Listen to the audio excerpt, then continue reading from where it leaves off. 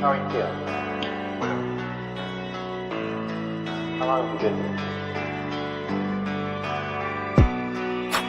3 months, May 17th. And what brought you? That's difficult to answer.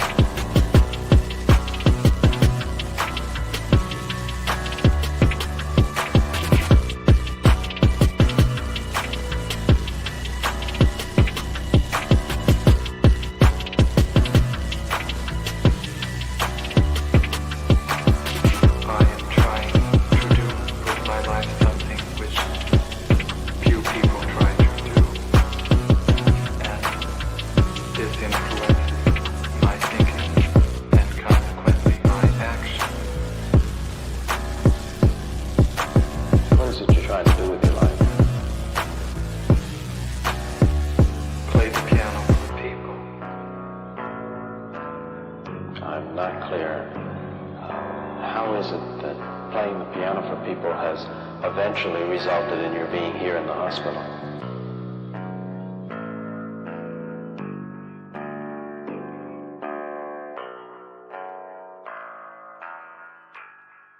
That's difficult to answer.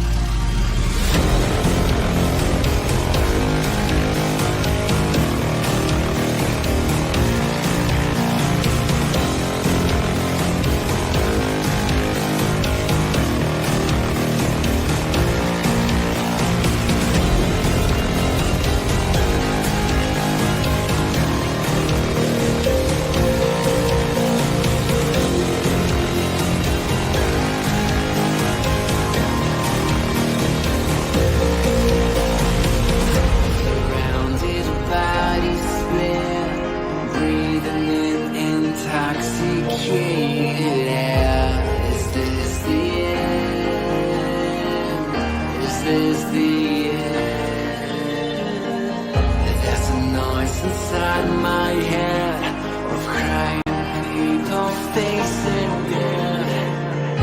Is this the end? Is this the end?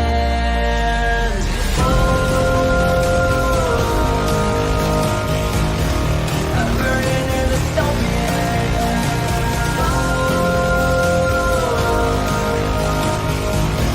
There's no place to hide.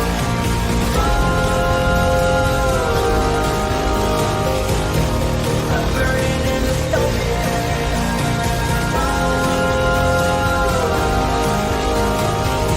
This is the final night. What have we done to the world?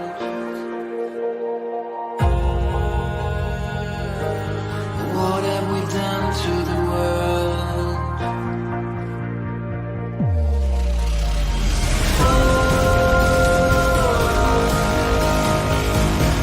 I'm burning in the stone.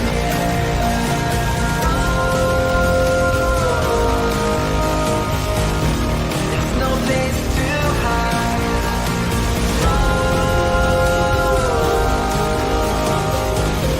I'm burning in the stone.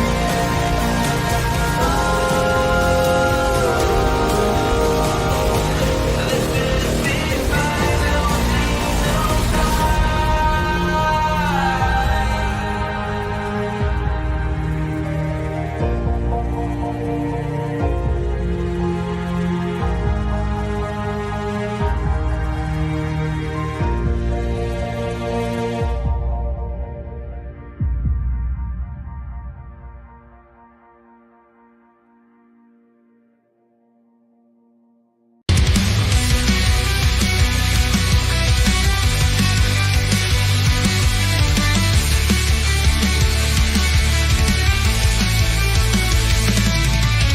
The left seeks power in every way they can. Elected seats influence and calculated plan from scruples and CEOs. They expand their cultural control. Soft power whispers shaping their utopian goals. Once in power, they destabilize the norm, creating chaos, making society swerve. Problems they orchestrate by design, blaming capitalism for the pain of clever lies. These are the portals of the world, embedded actions, words they evoke, from pushing equity to Marxist streets, dance on power, scheme and scheme, in every move their agenda cleans. Remember, nothing's ever as it seems.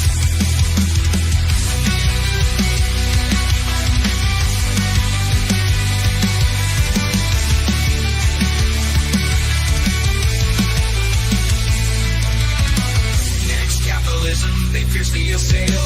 In every speech, it's the villain they unveil. From racism, patriarchy, they rail. Ain't no, ain't nothing, equity, they prevail. Ushering in their Marxist utopias, the end game. The turmoil strikes, they aim to overthrow the old. Establish their claim, the vision, they abolish everything. They need capitalism for the pain of clever lies. These are the portals of the world, embedded actions, words they evoke, from pushing equity to Marxist dreams, dance of power, scheme and scheme, in every move their agenda cleans. Remember, nothing's ever as it seems. Instrumental.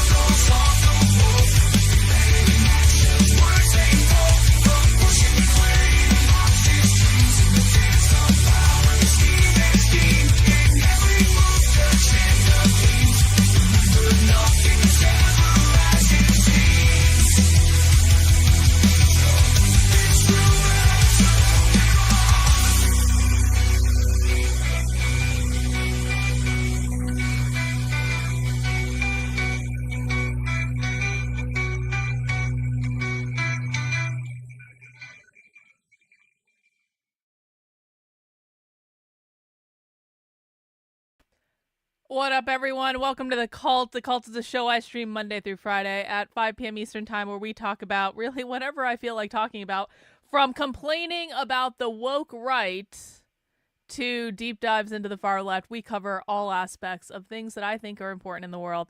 And you know what? I apologize for being a couple minutes late today, but I think you guys are going to be actually really, really thrilled with what I found and what I was looking at when I was those 5 minutes late. Let me show you what I found, and then we're gonna do a couple of orders of business before we get started.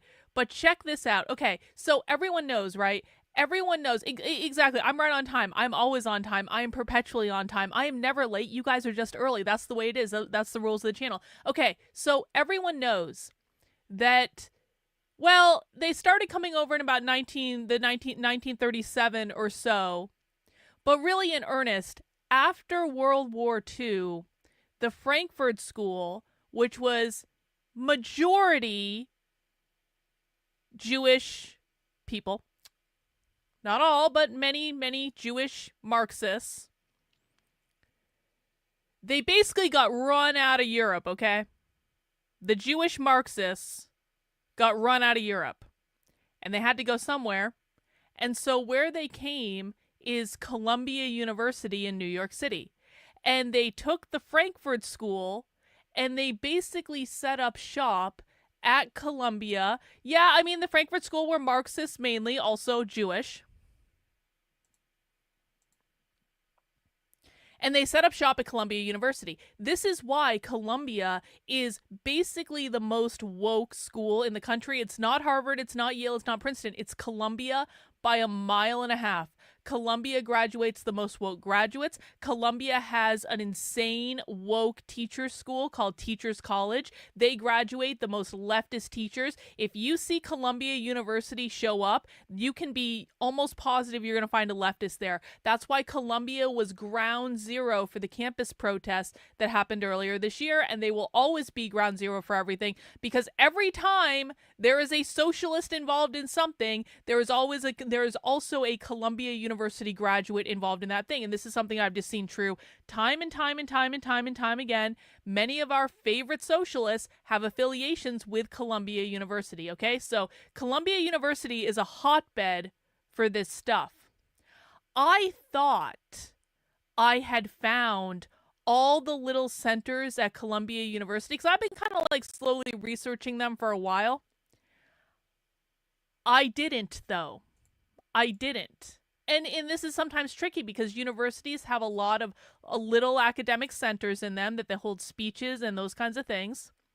Let me show you what I found. Thank you, Suzanne, for the $2 super chat, starting us off early today. Hey, I really, really do appreciate that. Let me just get my setup here. Let me show you guys what I found.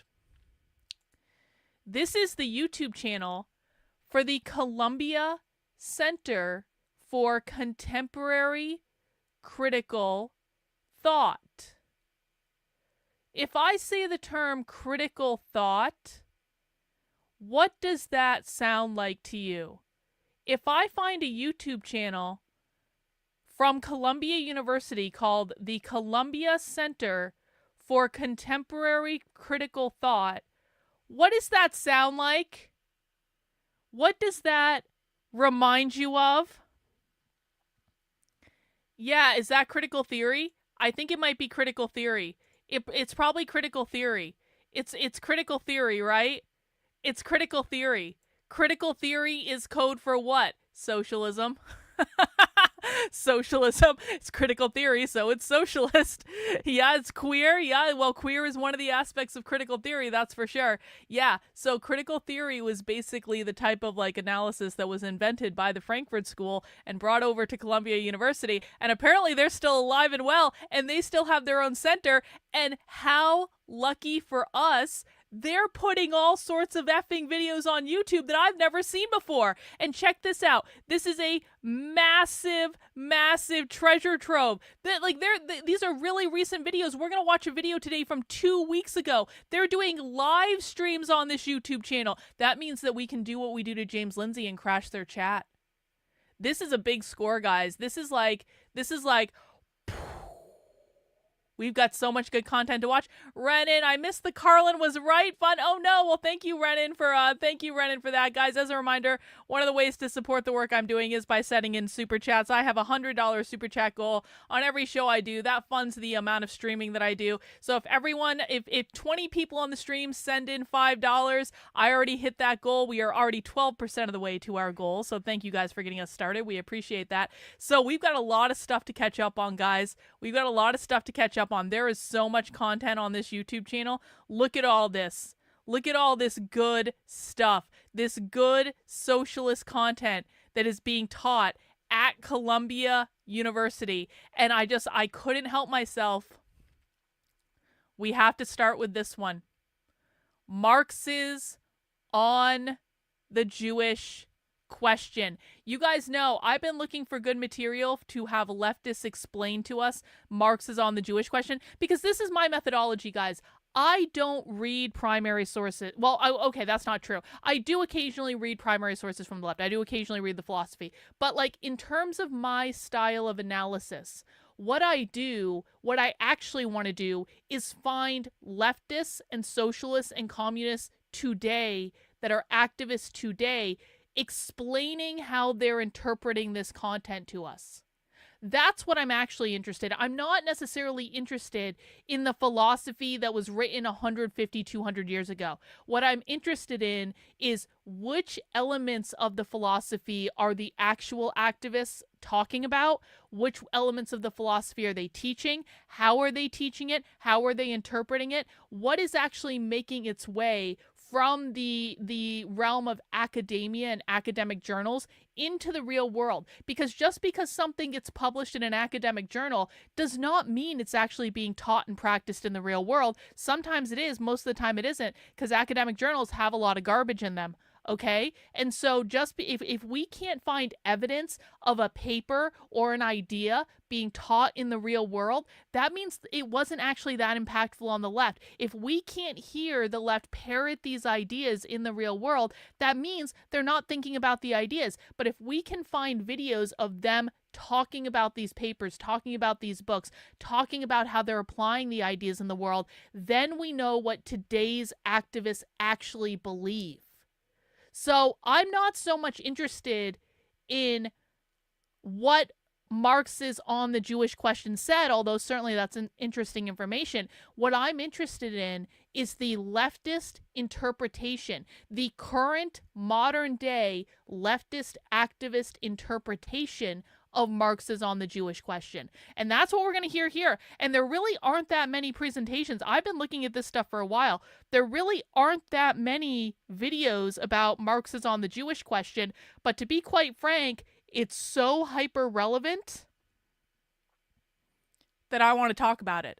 So we've got this one, and this was streamed relatively recently. This was on November 14th, 2024. This was less than a month ago. The philosopher John Louis Cohen reads and discusses with Bernard H. Harcourt Marx's 1844 articles on the Jewish question and Introduction to the Critique of Hegel's Philosophy of the Right. Oh no, the wizard himself has shown up. And this was given at Columbia University in the city of New York. This is part of a whole seminar. They've been kind enough to link us to their entire seminar. Guess what? This seminar is taking place out of, it looks like, Columbia Law School. Look at this. Critical text for critical times. 13 writings by Marx. You can see it on their way. They got a whole website about this stuff. This is all on Columbia University's website. In 1844, Marx published 2 articles in, I'm not going to be able to pronounce that, which he and Arnaud Rouge edited in Paris, A Contribution to Hegel's Philosophy of the Right, Introduction, and On the Jewish Question. The first article, Jean Hyppolite, referred to as a first communist manifesto. The second article famously called for human as opposed to merely legal or political emancipation. Together, these two articles push the reader past the judicial remedies that Marx proposed in 1842 articles on the theft of woods and that we discussed on Marx 213. There you will recall Marx called for a legal framework based on the contemporary right by the poor, blah, blah, blah, blah, blah. I don't even care. I don't care. So this is what we're watching today. It's 2 hours long. Everyone got a drink and a snack? Hunker down. We are going to be watching this for as long as we can stand it, and we're going to be analyzing it. And that's what we got on the docket for today. Now, a couple orders of business before we get started. Number one, I want to do a big congratulations to our friend Sophie Lewis. Sophie Lewis, of course, is our favorite Abolish the Family socialist. Sophie is our ginger dragon. She is the internet love of my life. There will be no one that will ever replace Sophie in my heart for all of the gifts that Sophie has given us over the years. And we got to say congratulations to Sophie because Sophie has landed herself not one, but 2 new book deals announced today on Publishers Marketplace, which is the website where they announce book deals and that sort of thing. Sophie has signed on with Penguin Press. That is a huge, massive New York publishing house. Penguin Press. As well as Haymarket Books for a companion piece, which for my money tells me that Haymarket Books is actually an imprint of Penguin Press, which is a bigger problem that we're going to run into at some point. Author of Enemy Feminisms and Abolish the Family, Sophie Lewis, The Liberation of Children, a call for the empowerment of children via generational desegregation in matters of housing, education, gender-affirming care, climate justice, and more, chronicling the suppressed history behind youth liberationisms and the children already taking radical initiative in our present, peeling back the edges of a utopia already in urgent becoming to Cara Barrow at Penguin Press at auction. That means there was a bidding war for Sophie's book. I sold one of my books at auction. I know exactly what this is. Sophie's agent negotiated a bidding war between multiple publishing houses for this book. And Femphilia, a collection of linked essays celebrating and theorizing femness and the self-consciously artificial femininity that so many schools of feminism repudiate, spanning Dworkin, acid communism, and trad moms to Kathy O'Donnell at Haymarket. Sophie sold 2 books at one time. Jason, don't be a fucking retard. Don't be a fucking retard. You've been around this channel long enough to know why this is allowed. I want you to explain to me in the chat why this is allowed.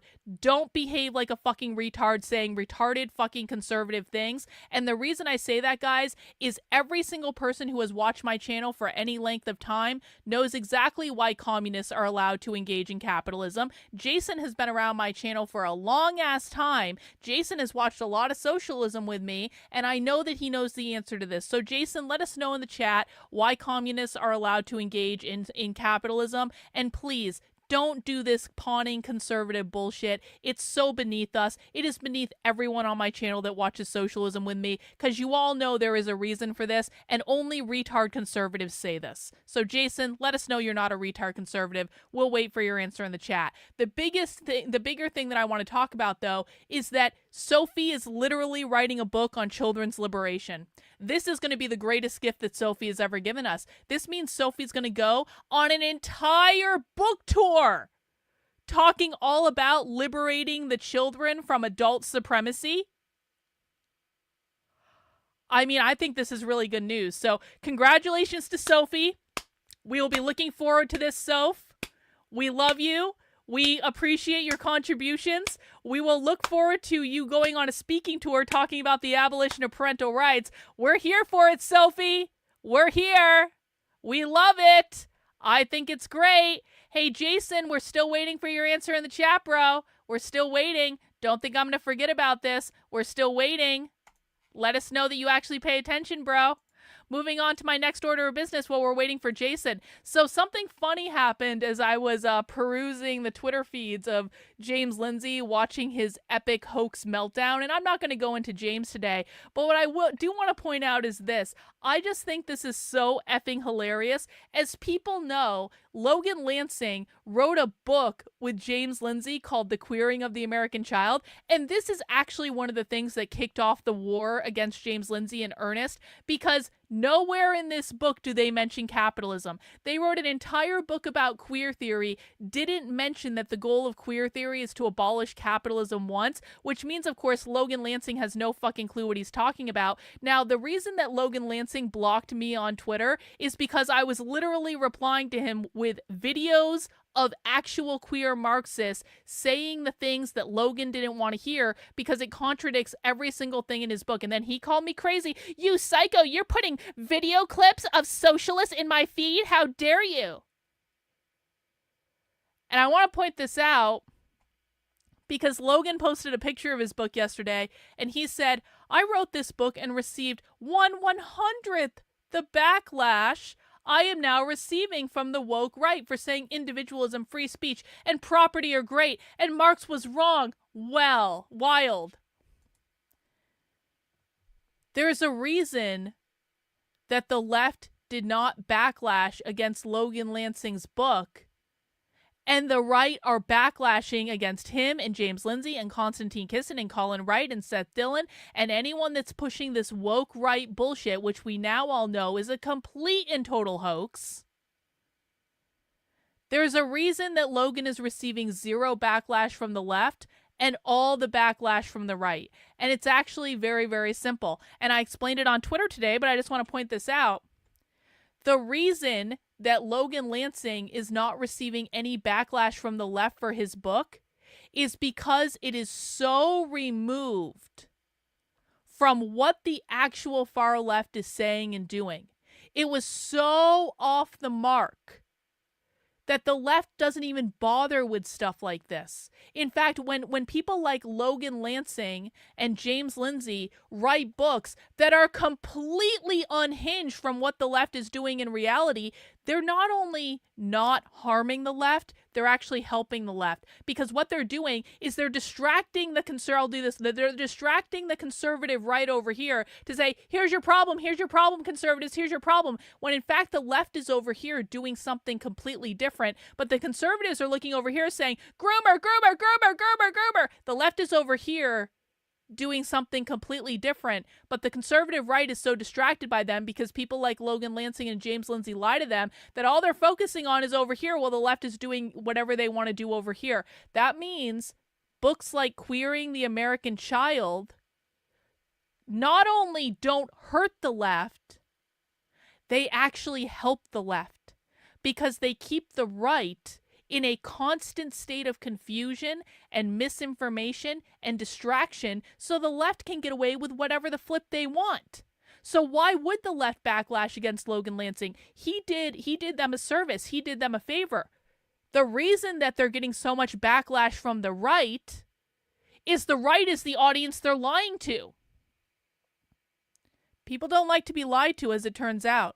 As it turns out, people don't like hoaxes perpetrated by classical liberals who think they're smarter than everyone else, who don't even take the time to understand the arguments of the people they're labeling as woke and trying to drag, when they're the ones perpetrating the hoax. When James Lindsay said, oh, I got a conservative nationalist paper to publish the Communist Manifesto, bro, but it turns out he rewrote 86% of it. So did they really publish the Communist Manifesto? No, they didn't. They republished a fiction that James Lindsay wrote and then pretended was the Communist Manifesto. So it's actually the conservative right that Logan Lansing and James Lindsay and Konstantin Kisin and Colin Wright and Seth Dillon and all the other classical liberal assholes, it's the conservative right that they're lying to. That's why they're getting backlash. They're not getting backlash from the left because they're not lying to the left. They're lying about the left. And they're lying about the left in a way that benefits the left because it's keeping the right constantly distracted from what is actually going on.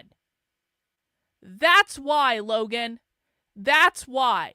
That's why the left is not responding to your book. because your book helped them. It didn't hurt them in any way. This is just like basic 101 level stuff, guys. I don't even know why this is a problem. But it even gets better than that. It even gets better than that. You know, actually, we're going to save that for another day. It even gets better than that because I was doing some stuff on my Better Discourses Twitter account just before I went live today. And I made a discovery. You know, my Better Discourses Twitter account has really only been around for a couple days. It's just a little baby Twitter account. I've actually had the handle for a while, but I just barely started tweeting from it like 3 days ago or something like that. You know, it's got a couple hundred followers, doesn't really, you know, have much relevance, but you know, it is funny though, isn't it? Isn't it? Because I discovered that the New Discourses Twitter account has blocked the Better Discourses Twitter account. Isn't that funny? Now you might ask, why did they block you, Carlin? Were you harassing them? Were you stalking them? Were you being rude? Were you creating dissension among their followers? Well, let me show you exactly and precisely what they blocked me for. And you can see the post is unavailable now because they blocked me, but we can still go in and see it. So earlier today, the New Discourses Twitter account posted, "Communism's goal is transformative faith." So, the Gnosticism argument that James likes to make. And all I did was I replied to and I quote tweeted this. And I said, "Communism's goal is the abolition of private property. The definition of capitalism is private property ownership. Bourgeois property is defined as anything a person can use to create private wealth, your home, land, businesses, parental rights, generational wealth, etc." With this quote from Karl Marx from the Communist Manifesto that says, "In this sense, the theory of the communists may be summed up in a single sentence, the abolition of private property." That was all I did. I wasn't rude. I wasn't antagonistic. I wasn't mean. I didn't swear. I didn't badger anyone. I didn't harass anyone. Literally all I did was respond to New Discourses stating facts very calmly with a quote from the Communist Manifesto, and I also quote tweeted them saying exactly the same thing. That's it. That is all that's required to get New Discourses to block you, is to state the plain and simple truth that the goal of communists and socialists is to abolish private property. Private property is the definition of capitalism. Anytime you hear the left talking about capitalism, they are not talking about you going into the store and buying stuff. They are talking about private property ownership. Private property is defined as bourgeois property, which is anything that you can use in order to create privatized wealth for you. So they're not talking about things like your computer or your phone or your car, stuff like that. That's something else.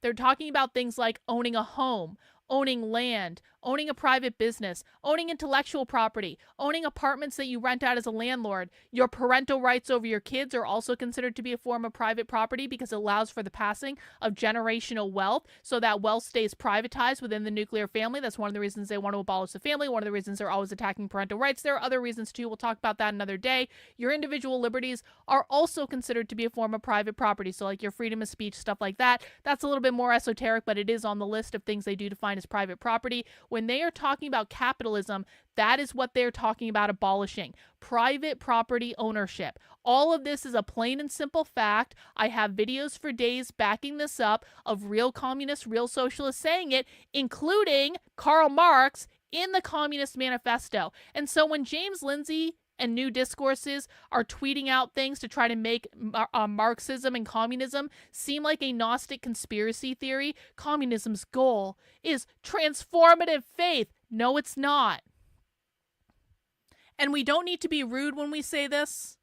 We don't need to be badgering them when we say this. We don't need to be aggressive when we say this. Just stating the plain and simple fact that the goal of the far left is to abolish private property ownership, Private property ownership being defined as your ability to own a home, land, private business, intellectual property, parental rights, individual liberties, apartment rentals, stuff like that. All we need to do is say it. And that is enough for new discourses to block us out of being part of the conversation, because they know. They know. They know that what James Lindsay is doing with new discourses is a massive con to appeal to the conservative wine moms, to make them think they are in some spiritual battle of good versus evil, of them versus Gnosticism, of God versus Satan, when in fact it's a lot simpler than that, and that's why Better Discourses is better.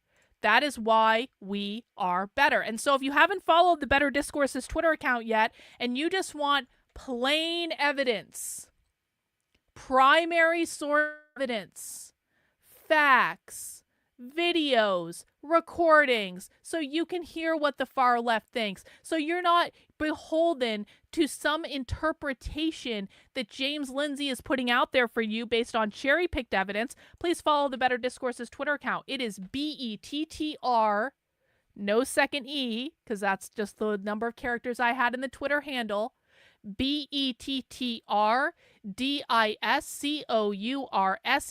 We are almost at 300 followers. I've only been tweeting about it for a couple days, so I think we're doing pretty good. So help us pass 300 followers. I would love to do that on the stream. That would be awesome.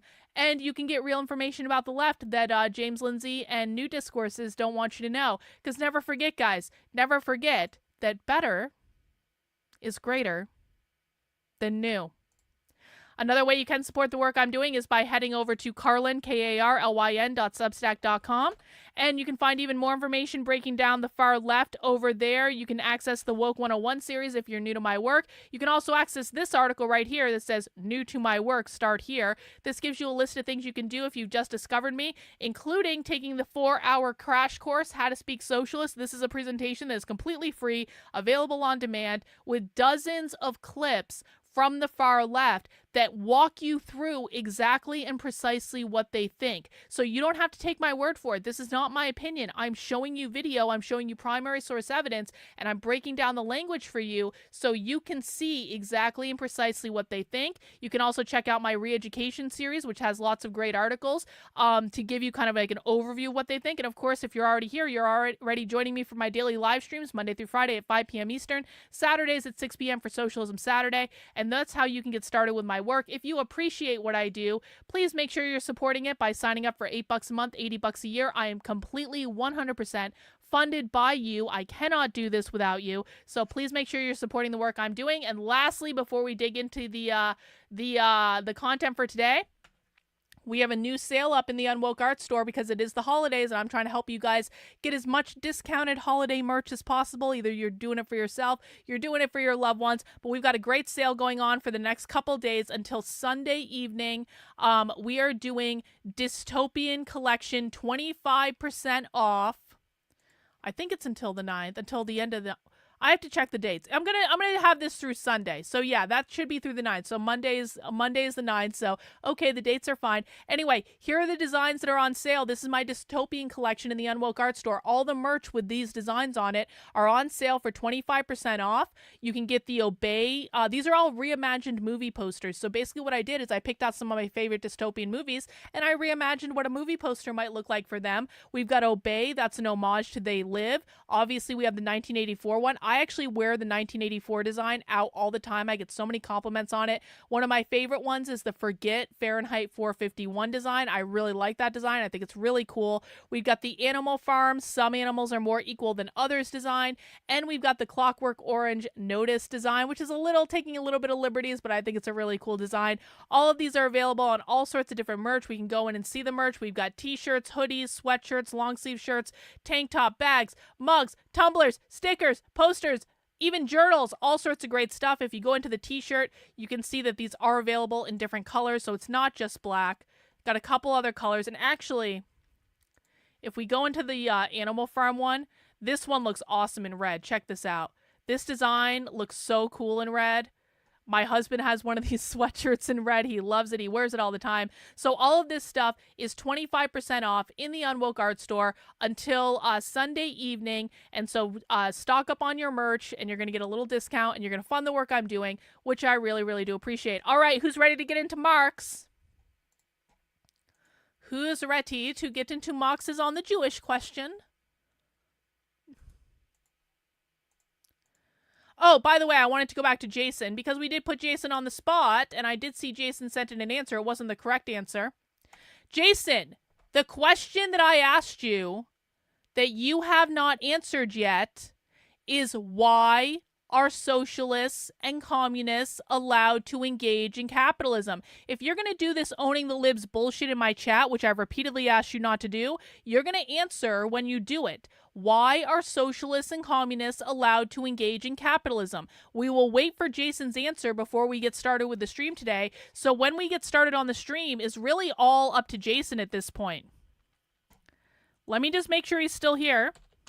He is. Jason, we are not starting this stream until you answer my question. Why are socialists and communists allowed to engage in capitalism? And if Jason doesn't answer, he's going to get banned. That's the rule. Either you answer when I put you on the spot and I ask you a question based on your chats, if you don't answer, you get banned. So you can either answer the question or you can say, I don't know. Those are the two acceptable answers. Answer the question or say, I don't know. And if Jason doesn't answer the question, I'm going to ask the chat to answer. And so it's not going to come from me. You guys are going to see this from other people. Because I promise you, people who watch my content know the answer to this question.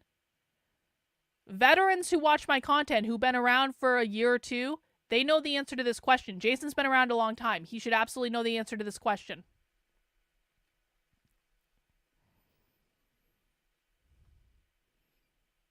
We're waiting, Jason. We're waiting on you. The entire stream is waiting on you. Answer the question or say you don't know.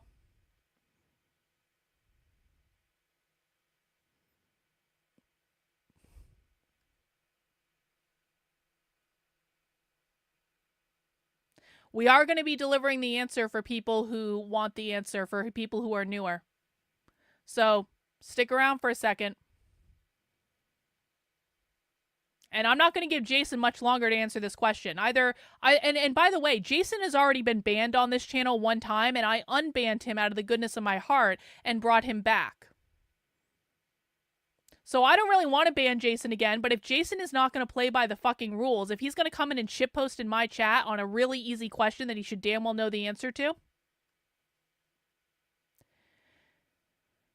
Last call, Jason, we are not waiting all day for you to not be a coward and answer the fucking question. The question is, why are communists and socialists allowed to engage in capitalism?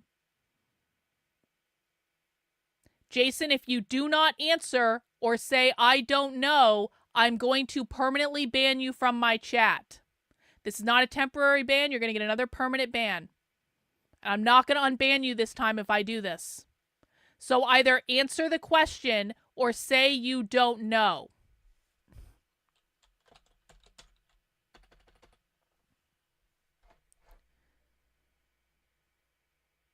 Entire stream is waiting for you, Jason. The entire stream is waiting for you.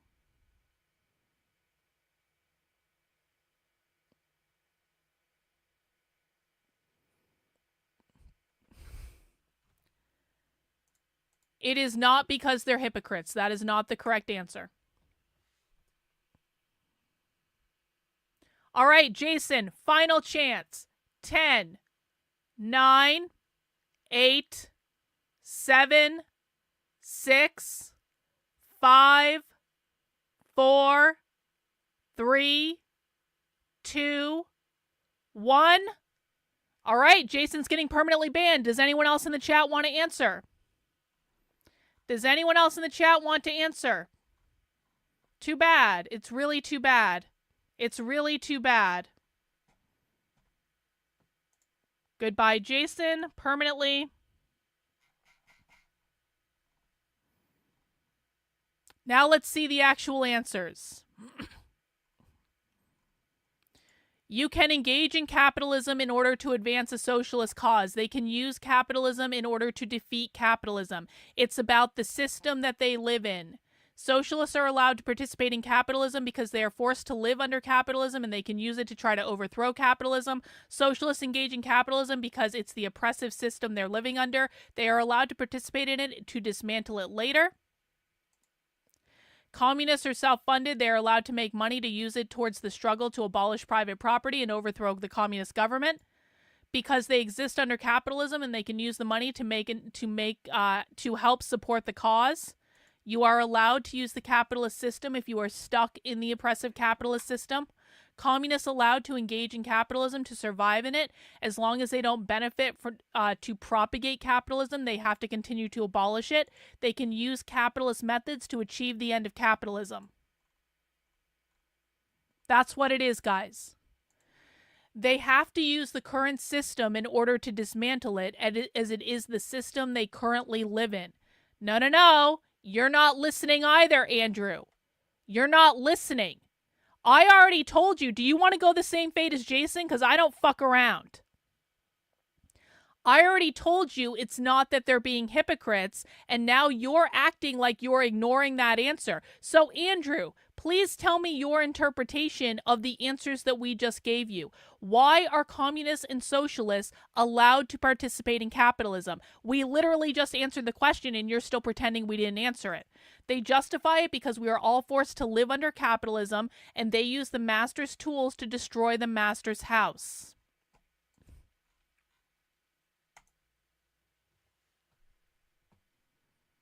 That's why, guys. That's why. See, Andrew at least gave an acceptable answer. He said, I'm retarded. Okay, if Jason had given that answer earlier, he wouldn't be permanently banned on the channel right now, but still, such as it is. But that's why, guys. They live in a capitalist system. They have to survive in a capitalist system. They have to have resources to survive in a capitalist system in order to overthrow the capitalist system. That's why they're allowed to engage in capitalism. It really is that simple. Anyway, let's get started. We are moving into Marx's On the Jewish Question. We're going to see what they had to say about it at Columbia University. No, you can go back in the chat and look. We are moving on now. Guys, please make sure you mount the like button if you have not already. Let's see what they had to say. Yes? Okay. All right. Welcome to Marx 3:13. At our last seminar in Paris, we discussed Marx's series of articles from 1842 on the debates in the Rhine Provincial Assembly over a law enacted to prohibit the gathering of dead wood by the poor in the private and communal forests. As a reminder, I can't control their sound issues. I can't control their technology. It's not my fault. We just have to manage. Of the region. In those articles, Marx spotlighted the utter brutality of class warfare, the way that penal servitude was imposed for stealing twigs and dead wood. In conversation with Judith Revel, the philosopher, and in conversation with Michel Foucault's rich work on the political economy of illegalisms, we explored how Marx's critique could nourish our present-day debates over penal abolition and help inspire a societal shift from a punitive society to a cooperative society. Tonight, in our seminar Marx 3:13, we turn from those debates over abolition to contemporary debates over human rights and their relationship to politics. We don't leave the terrain of law. In fact, we're going to be deeply immersed in questions of civil and human rights. But we do transition, importantly, from a time in 1842 when Marx was arguing for a legal settlement based on customary rights of the poor, you'll recall, right? To a set of articles 2 years later in 1844, in which Marx calls instead for a revolution in Germany and for human as opposed to political or legal or rights-based emancipation. So we transition from a narrowly juridical debate over customary rights to a much broader debate about the relation between legal rights and politics in a liberal democratic state. and the relationship between civil, supposedly non-political society and the See, we get retards in my chat like this all the time. This is probably Jason coming in under a sock account because he's pissed off he got banned because he didn't want to admit he didn't know the answer to the question that I asked. Banning people that have a different opinion is a communist tool. No, it's not. Also, my chat is a fascist dictatorship. I never pretended that this was a fucking egalitarian society. This is a fascist dictatorship. I am the queen bitch of this chat. You are a fucking student and can sit the fuck down and shut the fuck up. And if you don't like that dynamic, and if you don't like playing by my rules, get the fuck out and go somewhere else. This is not your little fucking arena where you can say and do whatever the fuck you want. We are serious about learning this content. If you are not serious about learning this content, you can run right over and suck James Lindsay's cock for all I care, because you don't belong here. You aren't smart enough to be here. Now you're going to be permanently banned. Goodbye. That was Jason under a sock account. I promise you. the realm of state politics. In this session of Marx 313, which means we'll be he's reading never getting Marx's unbanned. published articles from 1844 that appeared in the German-French Annals, publication that he founded and edited with Arnold Ruge, and that actually they only published one volume, one issue. We'll be focusing mostly on the article on the Jewish question, but also his introduction to the critique of Hegel's philosophy of right. The article on the Jewish question famously argued for a thoroughgoing social upheaval that would transform self-interested individuals into members of a shared community, called for human as opposed to political emancipation. The article on Hegel's philosophy called for outright radical revolution in Germany by force to overthrow social conditions that, in Marx's words, debase and enslave ordinary people. It was, in Jean Hippolyte's words, a first communist manifesto 4 years before the real communist manifesto.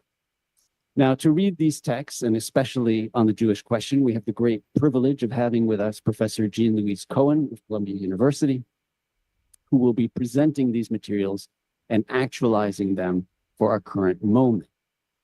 Now, Professor Cohen suggested that we read Marx's article on the Jewish question in conversation with the French political theorist Claude Lefort's return to Marx, and specifically to Marx's essay on the Jewish question. In his article in 1980, Human Rights and Politics, Droit humain et politique, which he wrote in connection with the rise of human rights discourse among dissidents in the Soviet bloc during the 1970s. That pairing of Marx and Lefort, 1980, and the triangulation with Jean Cohen's own writings on Lefort and Marx is particularly relevant today at this moment because of the way in which Lefort placed the debates over human rights within the context of the struggle between democratic forces and totalitarian forces. This resonates so poignantly right now that this is really an ideal time to return to these debates and push them forward. Actually, in preparation for tonight, I was reading another essay on human rights and that Claude Lefort wrote, and he delivered it in Brussels, and it was published in 1984. And it was an article on human rights and the welfare state. It's collected in a later essay, collection of his called Essai sur le politique. And I came across this stunning passage on page 43, where he writes, we often hear people say these days that democracy and totalitarianism differ only in their degree of oppression. Better still, some people like to talk about totalitarian democracy, quote unquote, those terms, totalitarian democracy. But just be honest about that term, he says. It's a palpable absurdity.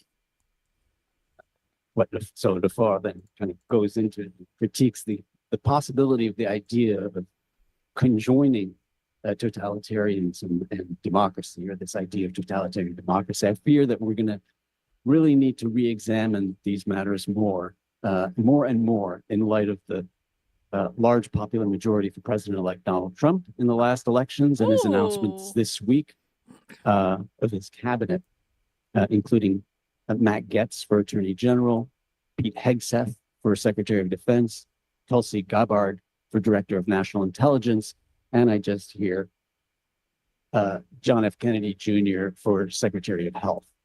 He doesn't even know his name. Yes, sorry, Robert He RFK doesn't Jr. even Yes. know their names. So I'm hoping that once we have set the stage for our seminar by returning to Marx's 1984 articles and explaining them by reading them through Claude Lefort's re-examination critique from 1980.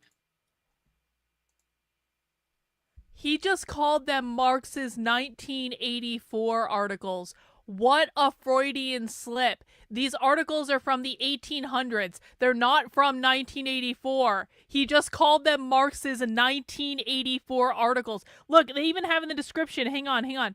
When are the articles from? They're from 1844. He just called them the 1984 articles.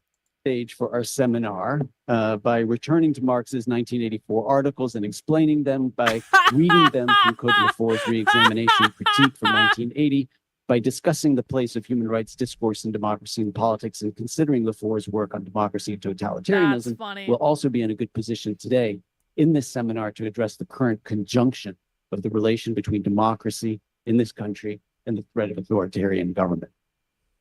So, two quick things before I turn it over to Gene Cohen first, although Professor Cohen needs no introduction here, just a few words of introduction. And then a quick word about the other essay, which we won't be talking about that much.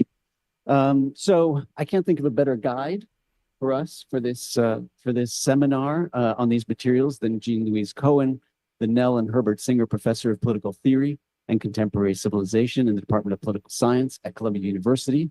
She's written numerous books on the topic and articles, especially relevant to tonight's seminar, including Class and Civil Society, The Limits of Marxian Critical Theory, Civil Society and Political Theory, and most recently, Populism and Civil Society. Professor Cohen's been working on questions of hybrid regimes, particularly in the US, just published in Constellations, and is working on another piece on cycles of oligarchy, democracy, and authoritarianism as part of a larger project. So this is just perfect to have you with us tonight. Thank you.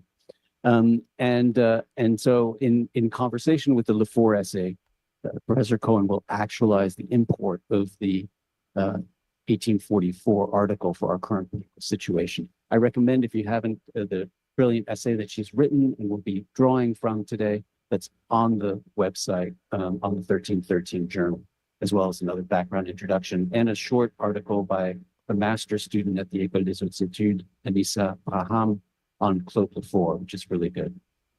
Then the only other thing I'll say then is just a quick word about the other article that we're going to touch on less, but I think that it, in a way, it kind of is the segue to on the Jewish question.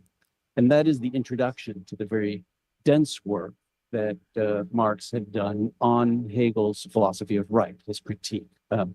As you know, that the work itself, which was never published, was a dense, annotated critique, going to passages, reading through the passages and the paragraphs from the philosophy of right and critiquing them, but the introduction ended up being really a call for revolution more than anything.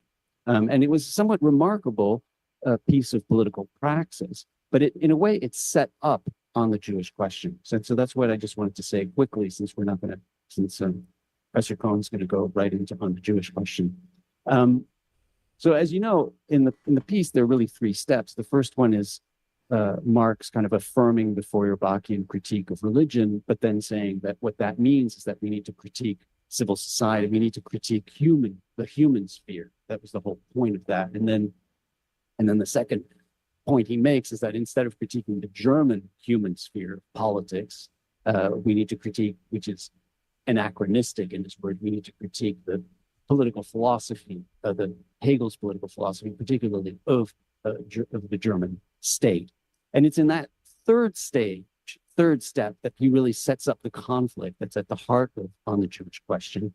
He resolves the criticism of Hegelian philosophy by turning to practical action. Here, We covered this earlier. You're welcome to rewind and watch. radical, revolutionary practical action. And he's explicit about this, that the one means to resolve the contradictions in Hegel's theory of state and law is the practical activity here, the practical activity of the working class, of the proletariat, who kind of appears on the scene in this piece. Marx calls for revolution, quote, a revolution that will raise it not only to the official, it being Germany, not only to the official level of modern nations, but to the human level, which will be the immediate future of these nations. And of course, what he's indexing right there is the theory of human emancipation that he develops in On the Jewish Question. And of course, prefiguring the idea of communism that he'll expand on in the next sessions of Marx 1313 and the Paris manuscripts of 1844, and of course in the German ideology, and of course in the Communist Manifesto in 1848. So in a way, it's the philosophical critique that leads to the practical action, that leads to the need for human emancipation, which takes us right then to On the Jewish Question and Professor Cohen. This is, I don't, you can hear me? Yes. The closer.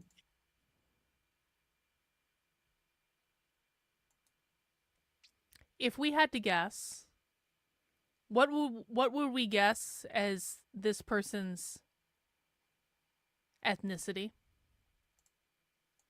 All right. Well, thank you for the introduction. And I can't resist saying this. In many ways, going back to this, which happens to be the first, Marx, the first book I wrote and the first stuff I really worked on, and having Trump in power. Vulcan, yeah, exactly, Vulcan. Yep. All over again. I'll explain that maybe later, but I'm going to rise above my depression and do Marx. That always cheers me up. So I'm actually just going to read through my post. I don't know if you read it, but it says what I want to say, and it says it better than I could ad-lib now, so I might as well read it. All right, so the critique of rights, of formal, or in today's parlance, liberal democracy and of civil society has reemerged today. Once again, the rights of man or human rights are seen as unpolitical or a distraction, while constitutional democracy and the state are under attack from the right and the left as tools of the establishment, a cover for oligarchy or structures that serve particularistic interests, rather than the public purposes for the public good. In response, populist strongmen on the right and on the left purport to restore the popular sovereignty to the true people that has been usurped by political elites, the establishment. Insofar as the state, equated with the deep state, and formal procedural democracy deemed a sham, has been severed from any real connection to or control by the people, the call is for a more immediate or radical form of democracy that reunites state and civil society, social and political life, and leaders who embody the people with the people themselves. While much of the critique has real purchase, I argue that the solution that Marx offered and whatever these guys offered is a chimera that would only lead to authoritarianism and even more injustice instead of democratization and real solidarity. So it's instructive to go back to Marx and his critique of formal democracy, of rights, and the separation of state and civil society, which he really develops on the Jewish Question. But it's also worth looking at the brilliant appropriation of Marx by Claude Lefort, written over 100 years after, actually 140 years after, yes, 1980. And we can discuss what in our own historical moment, which I'll get into a little bit at the end, 40 years after Lefort's critique, actually more than 40 years. I'm not great with numbers. No, in 1980, what years is all right. Yeah, we'll get into it. Anyway, so first of all, Marx. So we need to reassess Marx's on the Jewish question. As we know, and as I think was just said, by 1843, Marx had moved beyond the Feuerbachian critique of religion, man makes God, God doesn't make man, to the critique of civil society and politics, from invertive to immanent critique, contrasting norm and reality. But as Lefort argues, Marx's concern is not simply to show that the universalistic principles involved in formal democracy and declarations of rights, freedom, equality, justice, are transgressed in practice, or even that their expression permits their transgression. Instead, Marx tries to conceive of a society in which power, oppression, domination, and injustice no longer exist, obviating the need to reflect. What I don't understand about this ideology is, aren't you just trading one servitude for another, or is it the hierarchy that is the problem? The hierarchy is always the problem. The goal of a Marxist society is to eliminate all hierarchy and make everyone at the same level. Everyone has all the resources they need, sort of thing. You're still relatively new in this. So my recommendation, like, you're still thinking like a right winger that's trying to understand this. You're still thinking and I don't really know why people do this. You seem to be thinking that people trade a more, like, that everyone defaults to your view of the world. Most people do not default to your view of the world. They don't think that they're trading something. The people that are in this ideology, in the most part, have been in this ideology literally their entire lives. They don't perceive it to be a trade because this is what they know. You perceive it to be a trade because it's not your ideology. That is not their perspective. On institutions that can constrain power, moderate injustice, or enable actors to contest it. Marx's analysis leads him to reject the differentiation of civil society and the state, of law, power, and right, as tantamount to political alienation. There lies the force of the essay, the focus of the essay, despite its title. According to Marx, Bauer and the other Leptogelians remained caught within the critique of religion and misunderstood the key developments and tasks of their own time, namely the meaning and limits of political emancipation ushered in by the French and the American revolutions, and the need, as we just heard, for a second revolution that will accomplish true human emancipation.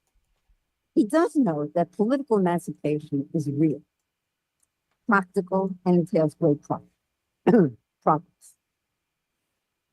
He deduces the logic of political emancipation from its most advanced form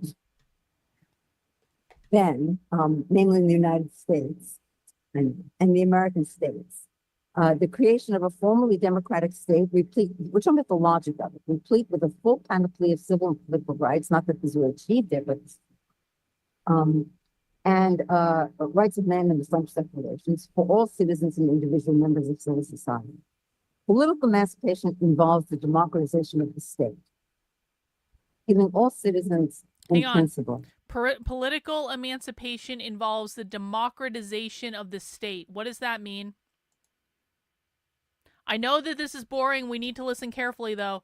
Political emancipation involves the democratization of the state. What does that mean? What does political emancipation mean? What does democratization of the state mean?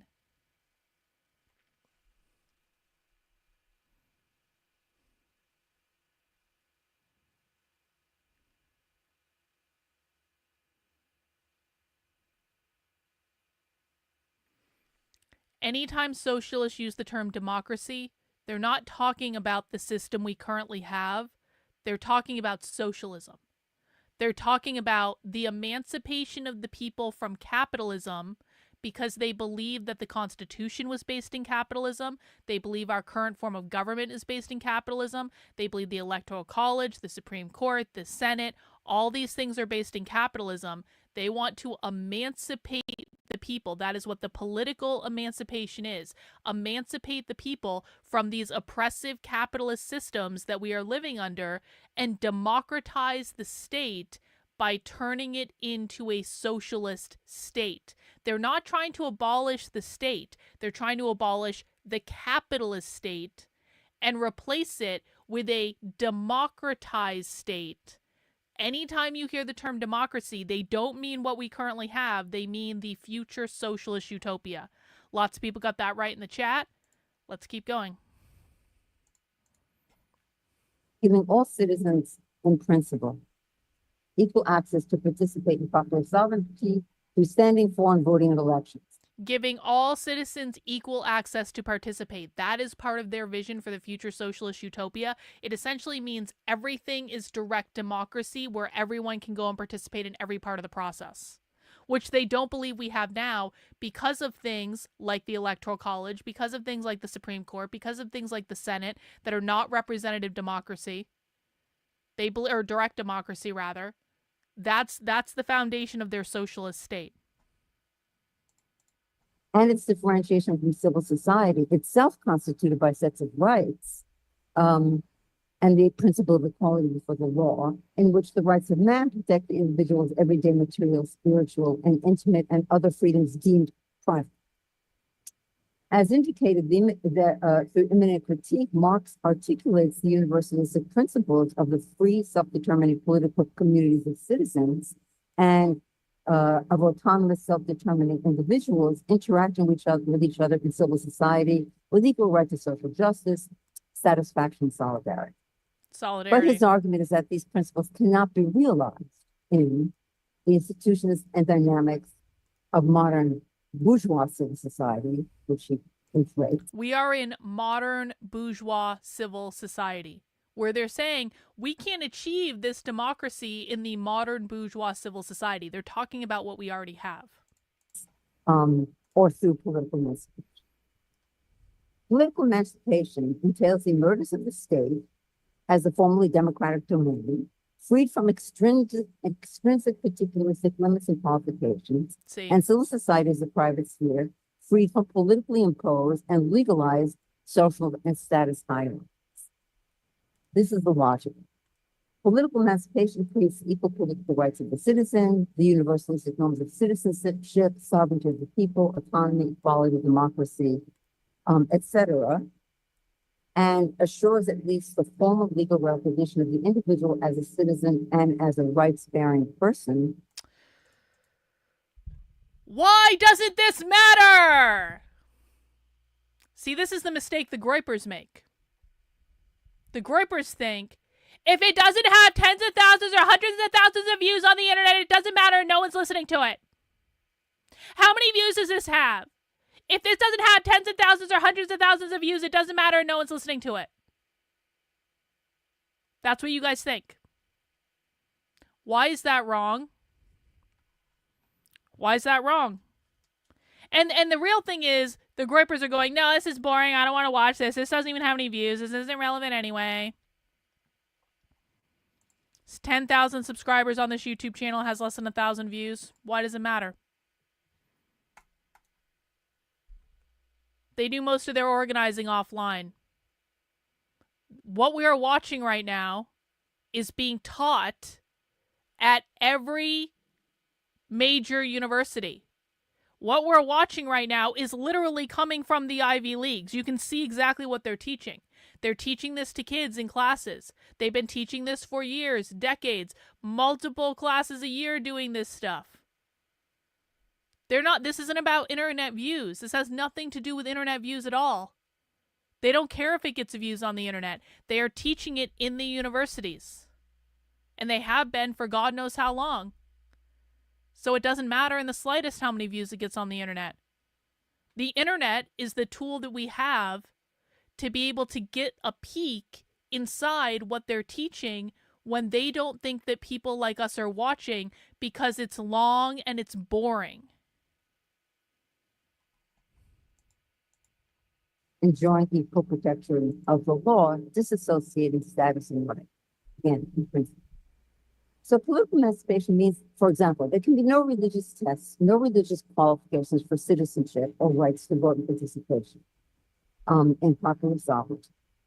Bauer's mistake, he was still in the thrall of the critique of religion as on freedom, was to assume that political emancipation, most students get this wrong, but it was to assume that political emancipation or equal political rights for all citizens requires that they surrender religious identity. He doesn't see that political emancipation or formal democracy requires only that the state abolish religion in the form of freeing itself from any tie to religion, either as a state religion, and abandoning religious qualifications for citizenship. Bauer, in short, confuses political with what Marx calls full human emancipation. It's only that next step that would entail the abolition of religion and the renunciation of religious identity, which they all thought was a form of unfreedom. The same holds true for property qualifications for the vote. Formal democracy renders property irrelevant to political rights of the citizen when it abolishes property qualifications for the vote. It's the same thing with education, rank, occupational, and other distinctions. But, and this is Marx's most famous and most seductive move, the seduced me way back, by declaring these distinctions to be non-political, i.e. irrelevant to citizenship rights, the political emancipation of the formerly democratic state doesn't abolish these distinctions. It relegates them to the private sphere of civil society, where they retain all their force, and indeed dynamics are located there in civil society along with oppression, hierarchy, and injustice. So, political emancipation doesn't emancipate the individual from the power of these forces in civil society. On the contrary, religion and property, his real concern, is constructed as private and holds full sway in civil society. The product of the differentiation of state and civil society and political emancipation is thus, on the one hand, the abstract citizen who participates in an imaginary, illusory, abstractly solidary, free and equal community in the state, but he exercises no real direct sovereignty. Political emancipation is tantamount to political alienation. What about the individual member of civil society? Marx plays on the ambiguity of the German term bürgerliche Gesellschaft, Bürger as city versus citizen, versus bourgeois. He construes it as bourgeois society where property exercises, later, of course, it's capital. Property exercises fully its power to exploit and dominate. This becomes clear in his gloss on the French Declaration of the Rights of Man and Citizen, in asking, who is this man of the rights of man as distinct from the citizen? He says it's the individual of civil society. The man of civil society, counterposed to the citizen, is the material man, who goes about in his everyday workaday life, pursuing his private interests in competition with others, free competition. But this human of human rights is constituted by rights. It's the move that seduces everyone. This is the atomistic, isolated, egoistic, privatized individual whose liberty is based on the separation of man from man, with security for the law. Oh, hang on. Ultimately on prior. Hang on. We need to listen to this again.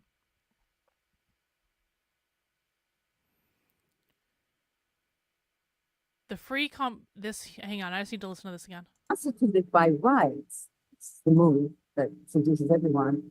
This is the atomistic, isolated, egoistic, privatized individual whose liberty is based. The atomistic, isolated, egoistic, privatized individual whose liberty is based On the separation of man from man. On the separation of man from man, that means individualism. With security for the law is ultimately and primarily the security of property. Whose security for the law is ultimately and primarily the security of property. She's saying that the police are the protectors of private property. And it was constructed as a self-sufficient movement. And was constructed as a self-efficient moo. Does everyone understand what that just said? I know that was a little bit complicated and she's very dry, but she's saying exactly the same things we're hearing from socialist activists. Let's go back a little bit more. In asking, who is this man of the rights of man as distinct from the citizen? He says it's the individual of civil society. The individual of civil society. So she's talking about she's talking about individualism right now. individualism as opposed to collectivism. Remember, one of the definitions that the left has of white supremacy culture is a culture based in rugged individualism. Why is individualism considered to be the enemy of the left? This is why individual liberties are considered to be a form of private property that should be abolished under capitalism when they're Marxist utopia. Why do they consider individualism to be the enemy?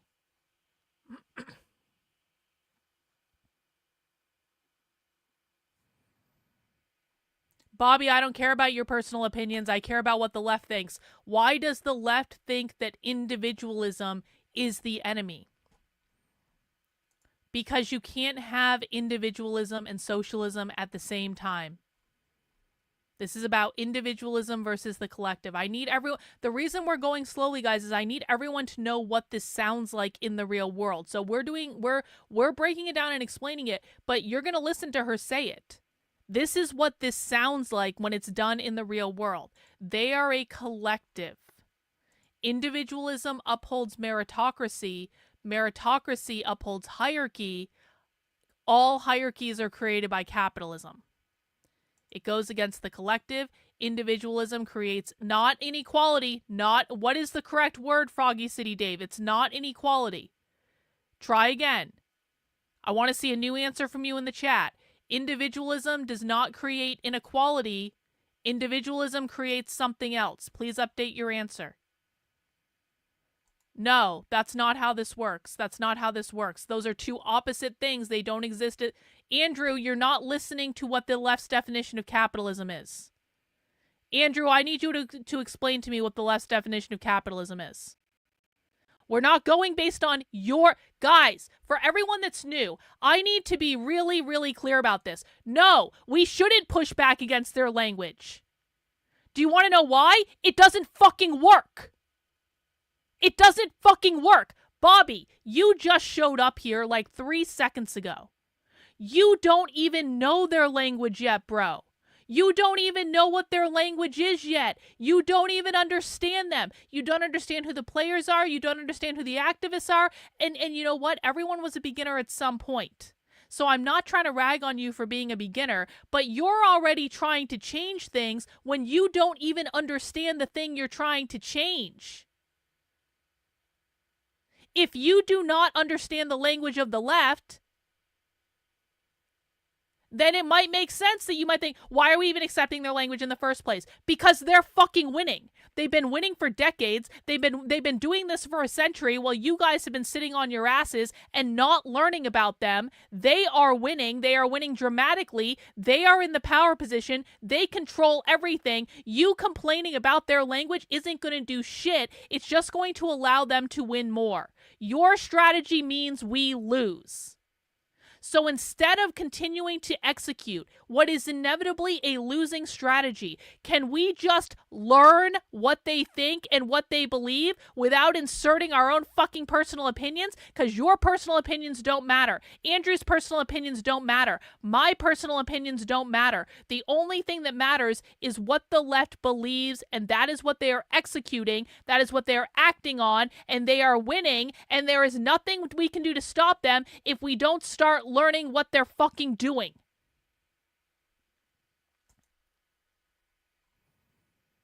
Correct. It is not inequality, it is inequity. That is the problem.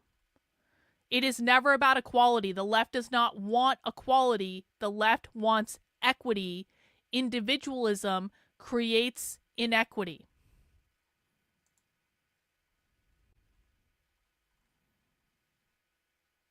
If pushing back on the left and said, hey guys, hey, do you know that you have the wrong definition of capitalism and we have the right definition of capitalism? We're going to educate you and we're going to shitpost about you and we're going to make memes about you. Has that ever solved anything?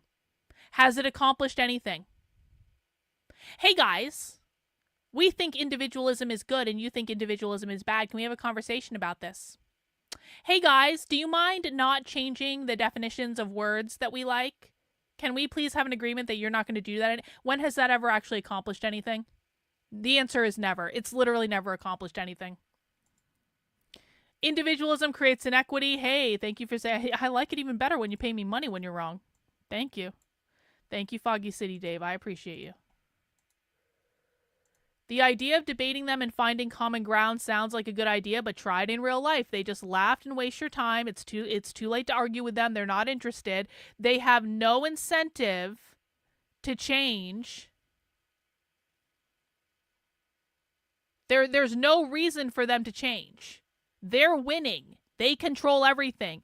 You are losing. They're not going to take advice from you. Now, back to this.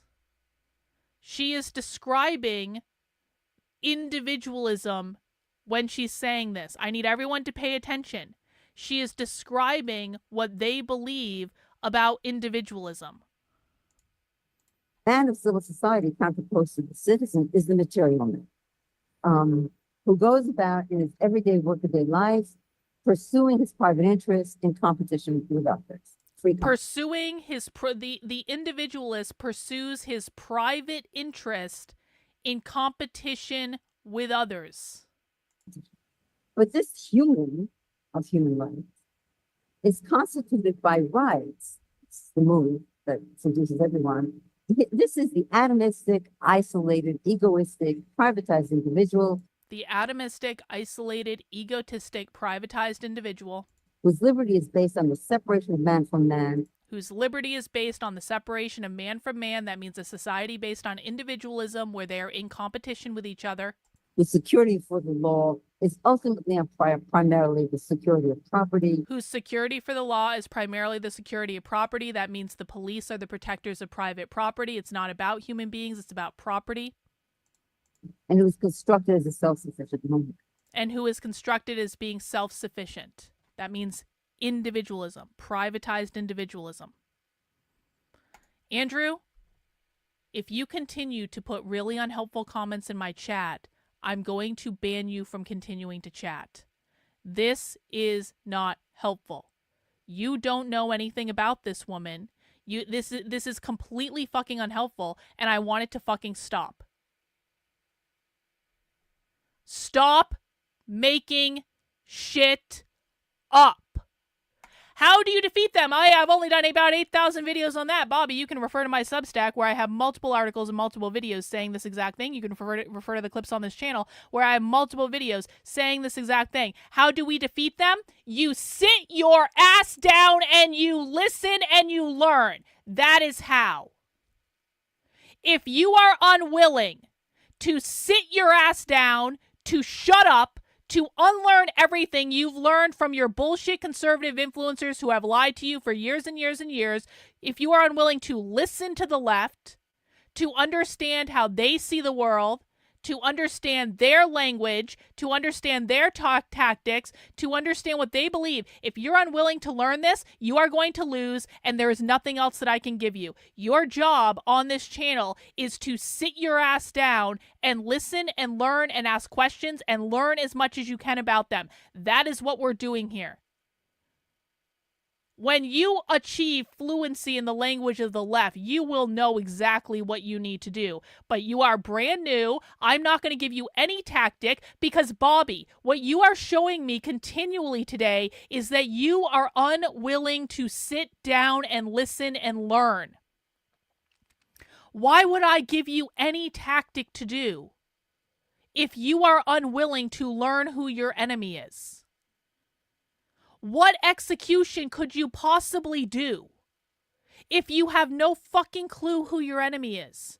If you have no fucking clue what your enemy cares about? If you have no fucking clue what your enemy is doing? You want me to give you a task to go out and do? The very best thing you can do is sit down and try not to get in the way of people who actually understand the enemy. That's what you can do right now. You are a beginner. Your job is to listen and to learn. So are you willing to do that or not? Let us know in the chat. This is a yes or no answer. Are you willing to listen and to learn?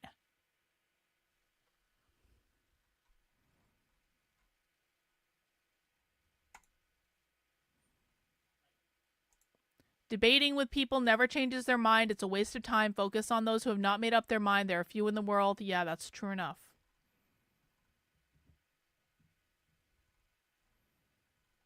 Cool. Bobby's on board. He's listening and he's learning. Despite love the to see it. law being formally the same for all, it is property that is placed at the core of all of these rights, according to Marx, and reigns It is property that is placed at the core of all these rights, according to Marx, supreme under private law. and remains supreme So under the private law. citizen of political society and the man of civil society are a double abstraction. The citizen participates in an imaginary solidarity and community in a formally democratic state that is differentiated from and rules over him. The individual is reduced to profane, private, materialistic being shorn of social solidarity and community in his everyday life. Look at this. Pursuing his She's ego- laying it all out, but she's doing it in the most boring possible way.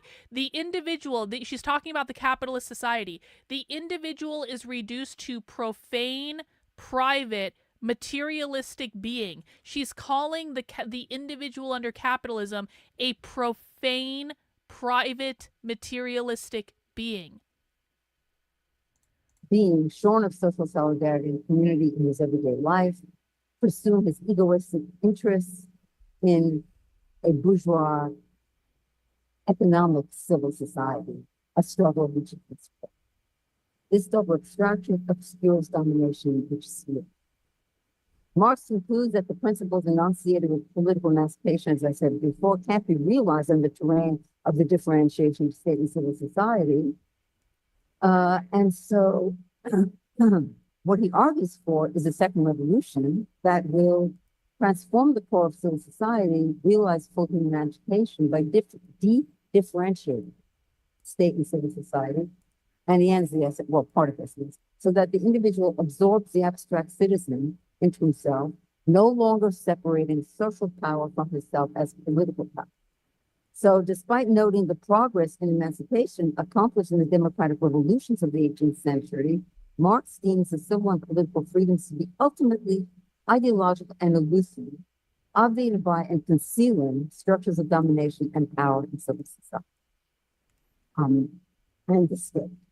The alternative he proposes gestures towards some sort of immediate radical democracy, though it's always been unclear what that's. Radical democracy means Now, socialism. this is a powerful critique, and it has influenced many generations of thinkers, critical because of the merely formal character of what is today called liberal democracy and of declarations of rights embedded in constitutions or in international human rights documents, accused of reducing politics to a moralistic humanism that serves to justify and enable instead of limiting power and protecting individuals with a legal persona.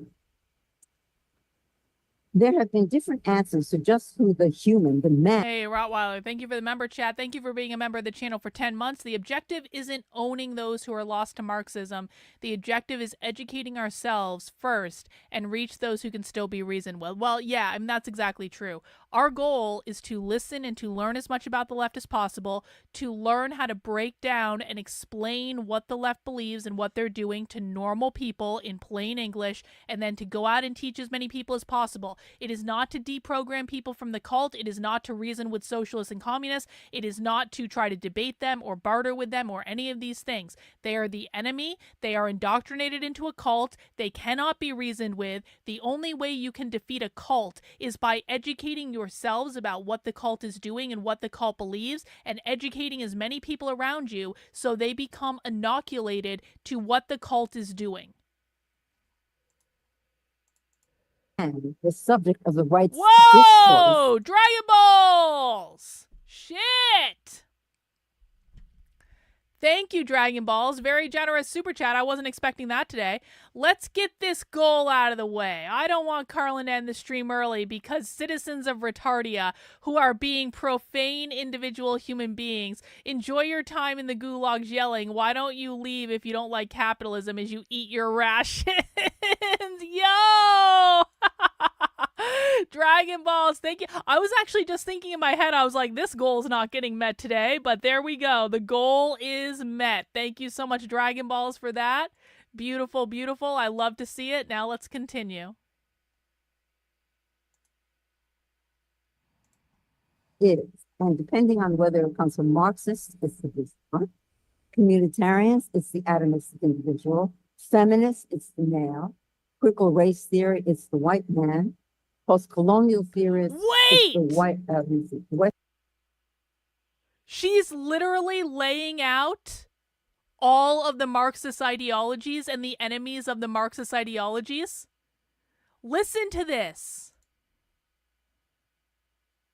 Just who the human, the man, the subject of the rights discourse is. And depending on whether it comes from Marxists, it's the discourse. Communitarians, it's the atomistic individual. Feminists, it's the male. Critical race theory, it's the white man. Post-colonial theorists, it's the Western white bourgeois male. Or queer theory, the heterosexual, heteronormative as a subject of rights. All of these answers follow the original Marxian movement. All of the answers follow the original Marxist meaning. Whether it's feminism, queer theory, critical race theory, colonial theory, whatever it is, all of the definitions follow the original meaning.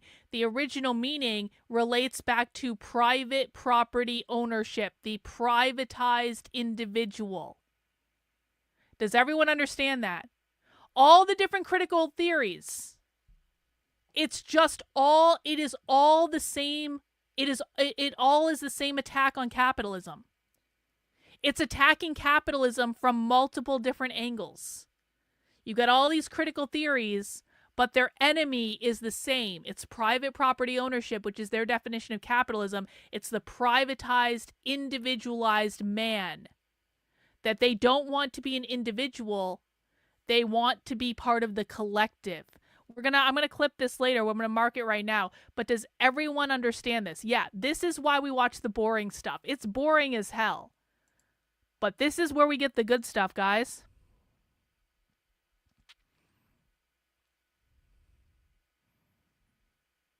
Let me just go back. Yeah, it's not Gnostic. It's not Gnostic at all. I want you to hear them say this again. They're basically saying men are the enemy of feminism. White men are the enemy of critical race theory. The heteronormative is the enemy of queer theory. The individualized property owner is the enemy of post-colonial theory. It's all the same thing. It's all the same thing.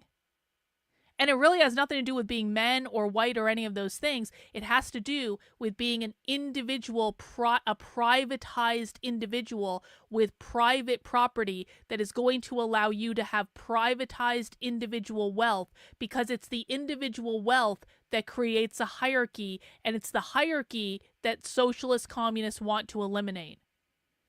The oppressor versus the oppressed, the bourgeois versus the proletariat, the boss versus the worker. The property owner versus the renter. Marxism is about flattening the hierarchy. Everyone has access to all the resources. There is no more oppression when there is no more hierarchy. A moralistic humanism that serves to justify and enable, instead of limiting, power and protecting individuals with a legal persona.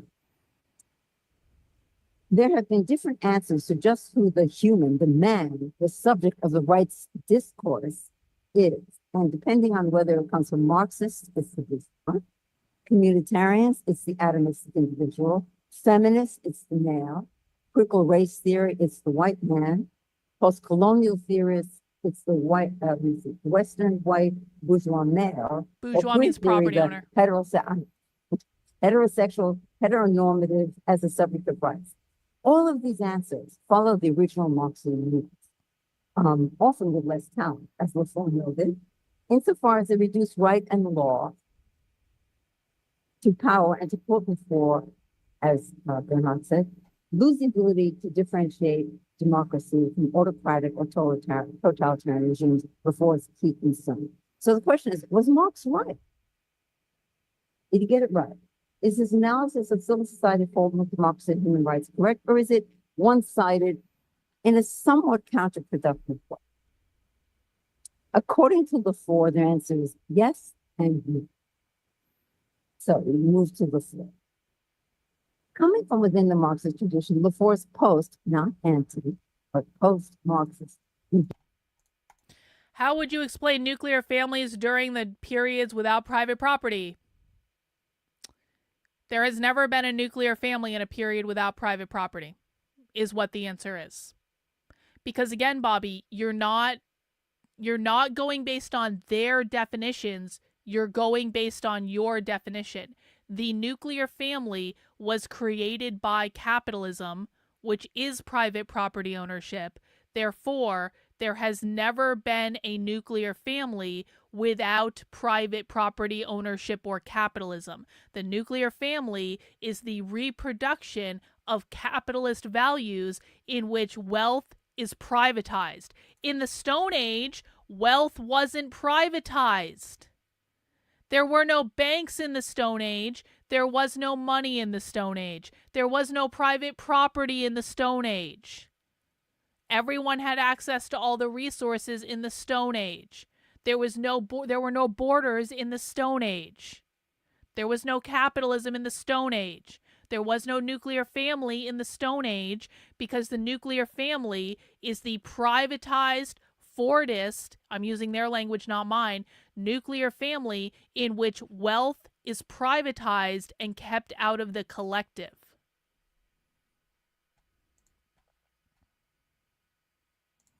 Engagement with Marxist critiques of rights, law, civil society, and democracy was, as we've heard, triggered by the emergence of struggles for emancipation in totalitarian regimes, the USSR, East Europe, China, i.e. against a form of near total domination.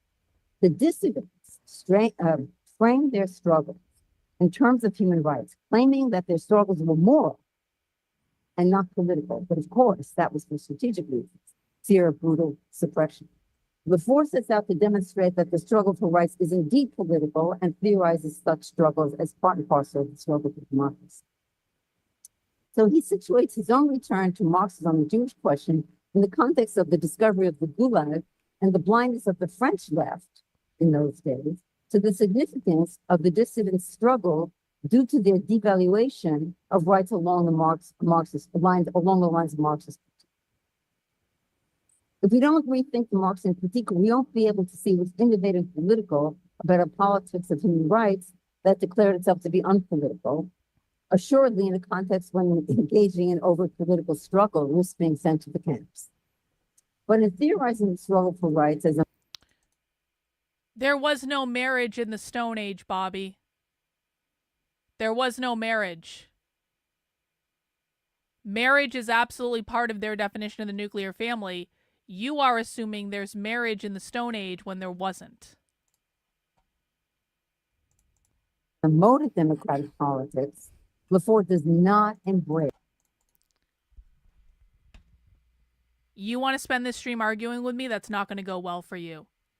What capitalist state existed in the Stone Age? What marriage ceremonies existed in the Stone Age? What marriage certificates existed in the Stone Age?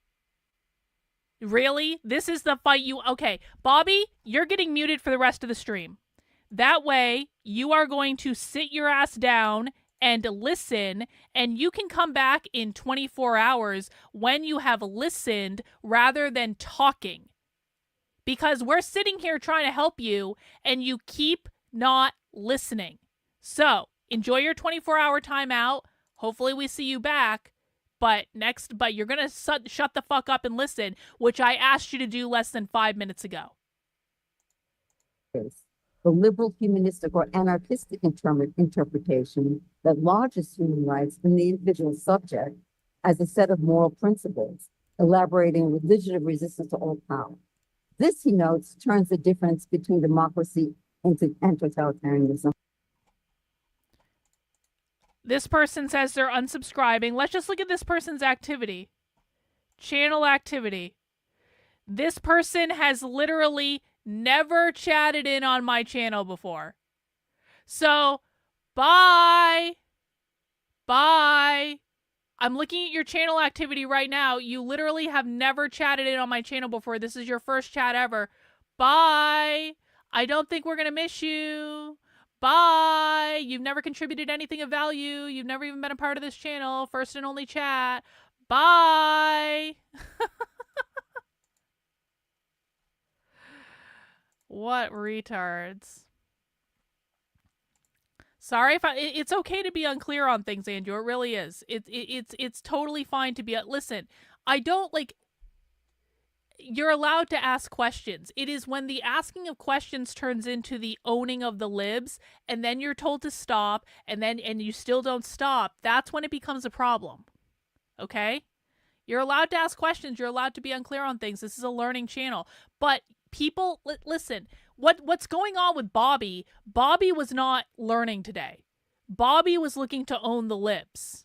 He was not learning. He wasn't listening. He wasn't listening to answers that were given to him. He was answered very nicely, still did the thing that we told him not to do. He then got answered more aggressively, still did the thing we told him not to do, and then he got put in a timeout so he can't do that thing anymore. You're allowed to be unclear on things.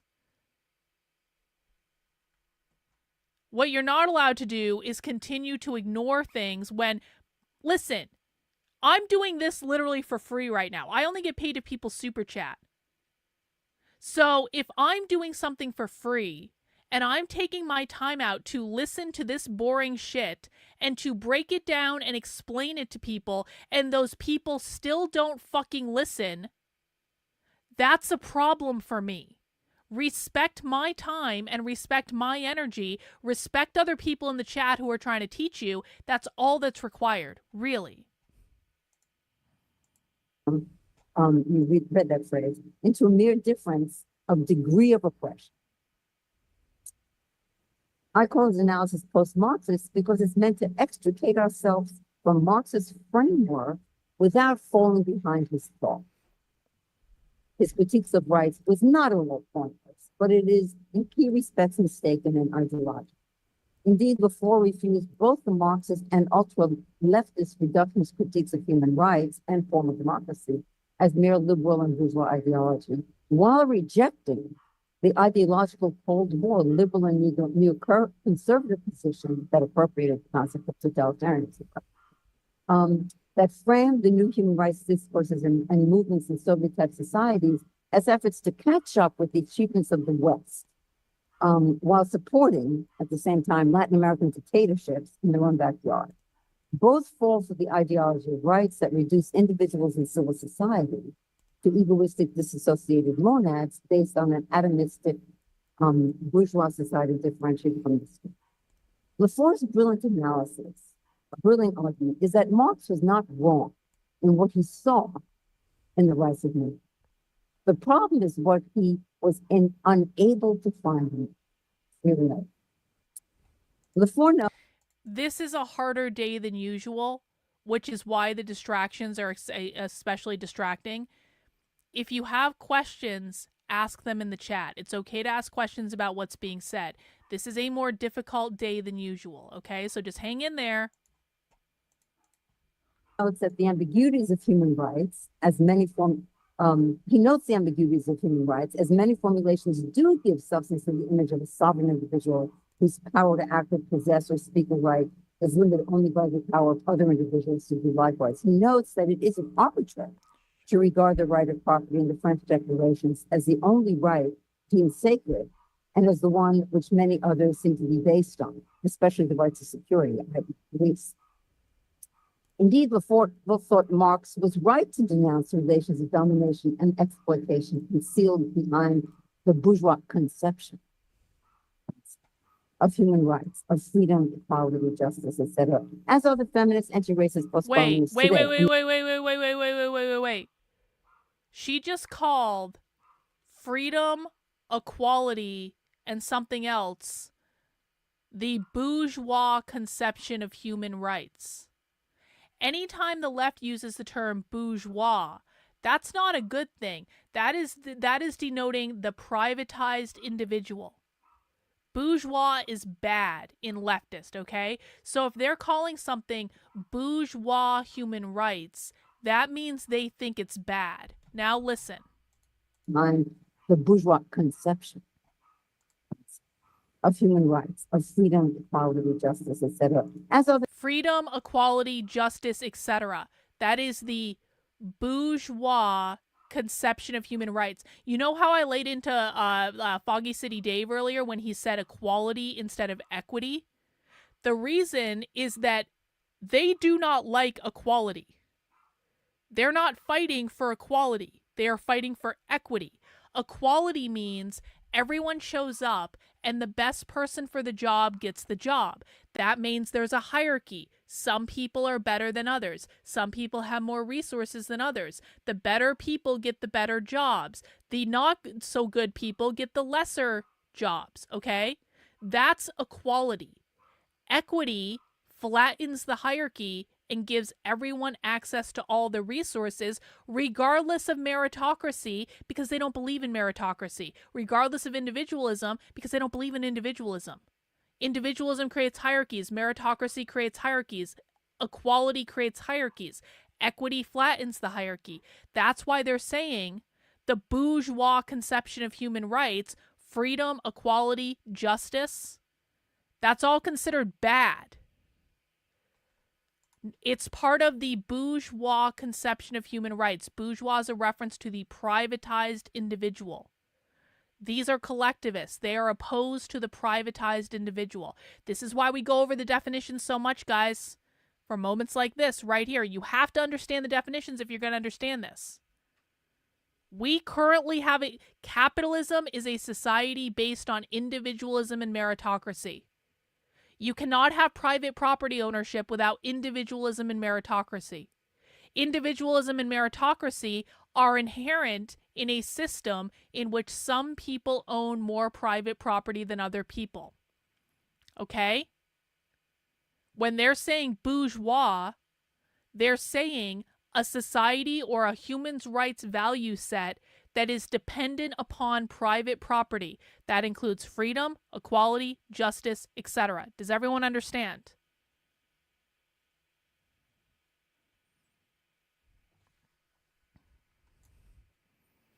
I would not say collective mutualism. That is not how I define that. I've literally never said that phrase before, so I don't know why you're defining it like that, but let's listen again. And exploitation concealed behind the bourgeois conception of human rights. The bourgeois conception of human rights is what she said. Freedom, equality, justice, etc. Freedom, As are the equality, feminist justice, anti-racist postponements today. I mean, I'm adding it. They also are not wrong about what they criticize. But the fourth point in getting at the underside of the underside is to show that the concept of human rights operates on a different register than that of power and can't be reduced to this ideological role of conception. Instead of focusing on legalistic or ideological interpretations, functions, and the form of domination that conceal, Lefort reasons from the perspectives of the movements and dynamics involved in asserting, claiming, and inventing rights, and on the symbolic meaning of the very idea of the right to have rights, of man and citizen, gesturing towards arm, whom is very important. This involves a new relationship to the political and a new symbolic order with respect to the legitimating principle of society, helping to inaugurate democracy. And as I've argued elsewhere, there are three aspects of this emphasis: human rights in public space. The four focuses on what the atomism critique leaves out. Marx does not discuss rights to freedom of speech, communication, to publish, associate, assemble, petition government, opinion, all of this. These can hardly be construed as constructing the isolated individual. It's absurd. Instead, what they create is a new mode of access to and a new conceptualization of public space, the freeing of communication and public interaction of persons and citizens from the bounded spaces regulated by power. Such rights enable a new mode of sociality, free association, making possible networks of social relationships and horizontal. No, that's not correct. If you believe that, you don't understand them yet. In civil society that can target injustice, oppression, or kindness. But the rights to communicate in public space also opens access to participation in and responsibilities for. You know what I'm thinking? I'm honestly, I don't know how best to do this, but I'm honestly thinking that I need some sort of giant ass fucking annoying buzzer to play every single time I need to get a video or something of a giant ass fucking annoying buzzer every time someone in the chat tries to debunk them. That's going to be the next step, because it seems as though literally every distraction that we have on a single stream has to do with someone in the chat trying to debunk them when we specifically say stop fucking debunking them. over and over and over and over and over again, and then it becomes a fight over fucking debunking them. I'm going to do this for tomorrow's stream and definitely for Socialism Saturday. I'm going to go find some annoying ass video that is going to get played every single time someone in the chat tries to debunk them. We are going back to Pavlovian fucking conditioning. I want people's body to start to shake every time they even think about coming in my chat and trying to debunk the left, as though that will do any good at all, as though we haven't heard every single argument that's ever been made in the history of fucking ever. Hey guys, did you know that the left's definition of capitalism is wrong? Did you know that, guys? Did you know that? Is that going to solve the problem? Eh.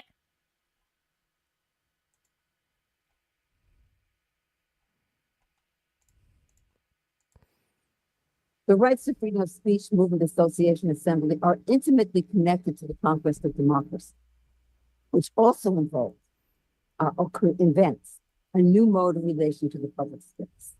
This dimension is not graspable under the sign of deism, moralism, bourgeois ideology. Instead, it is the creation of the space in which mobilization for more rights, more democracy, more justice can occur. Okay, 2. The politics of asserting and claiming rights. The social practice of declaring and mobilizing around rights is also political. Whether the demand is for legal protection of each individual against the arbitrary. What does bourgeois mean, go? You want to fucking argue with me? What does bourgeois mean, go?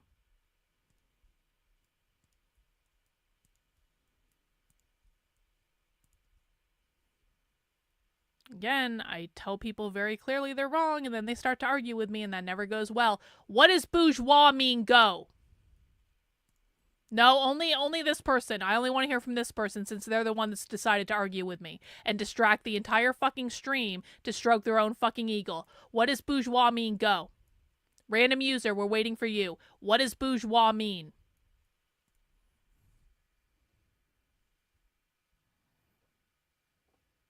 We're gonna take this stream is like literally gonna take forever. We're not even gonna get through it today. I'll tell you that right now. What does bourgeois mean? And the reason we're not gonna get through it today is because of distractions like this. No, I'm asking you what it means. If you had listened to what I was saying earlier, literally less than 5 minutes ago, bro, you would know what bourgeois means. Why aren't you listening? I said it literally just moments ago. We did a whole thing on it. Why aren't you listening?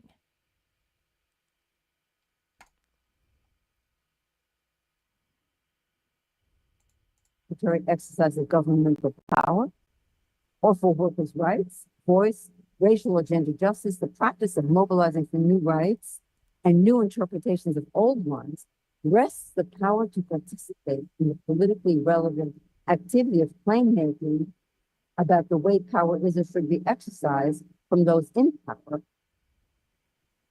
So the pragmatic and symbolic meaning of the practice of mobilizing for and asserting and demanding rights has an electoral lead to democracy.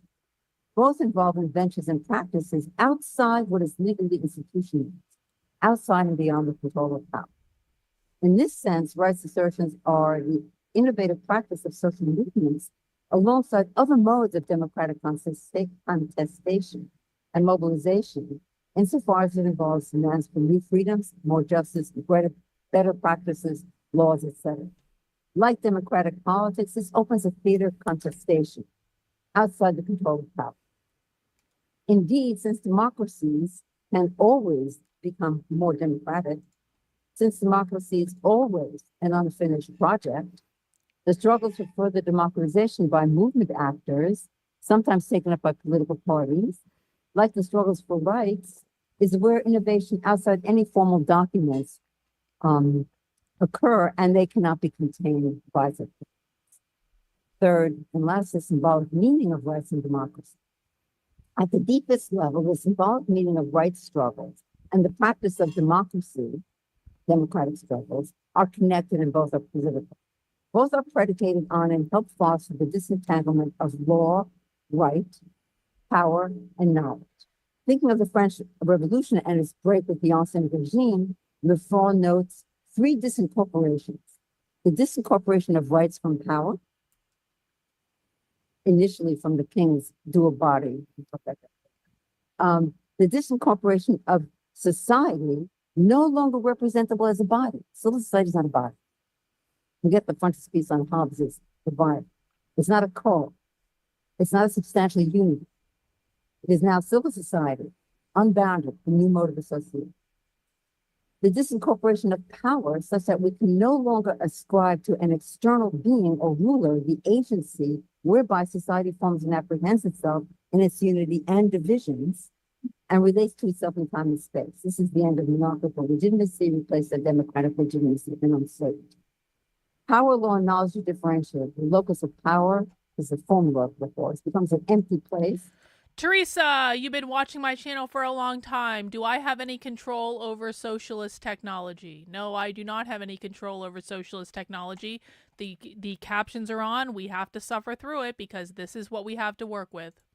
Since no one, no apparatus, no agent can purport to institute and embody society as a political.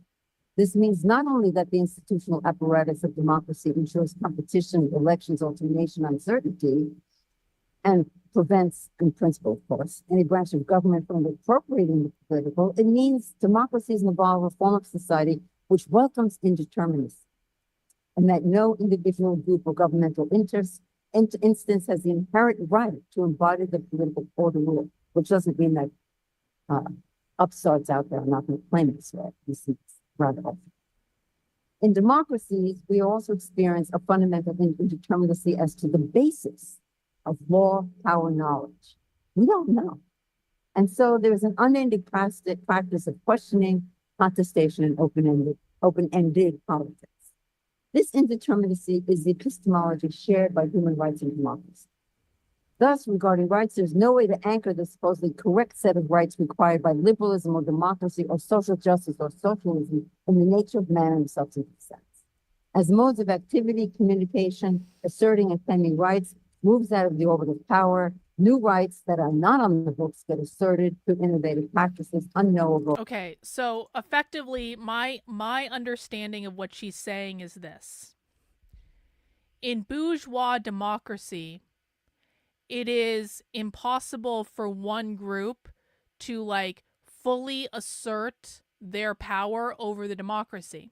What that means is that in terms of like the rights you have under that democracy, that's not something that's ever going to adhere to the ideals of one group or another.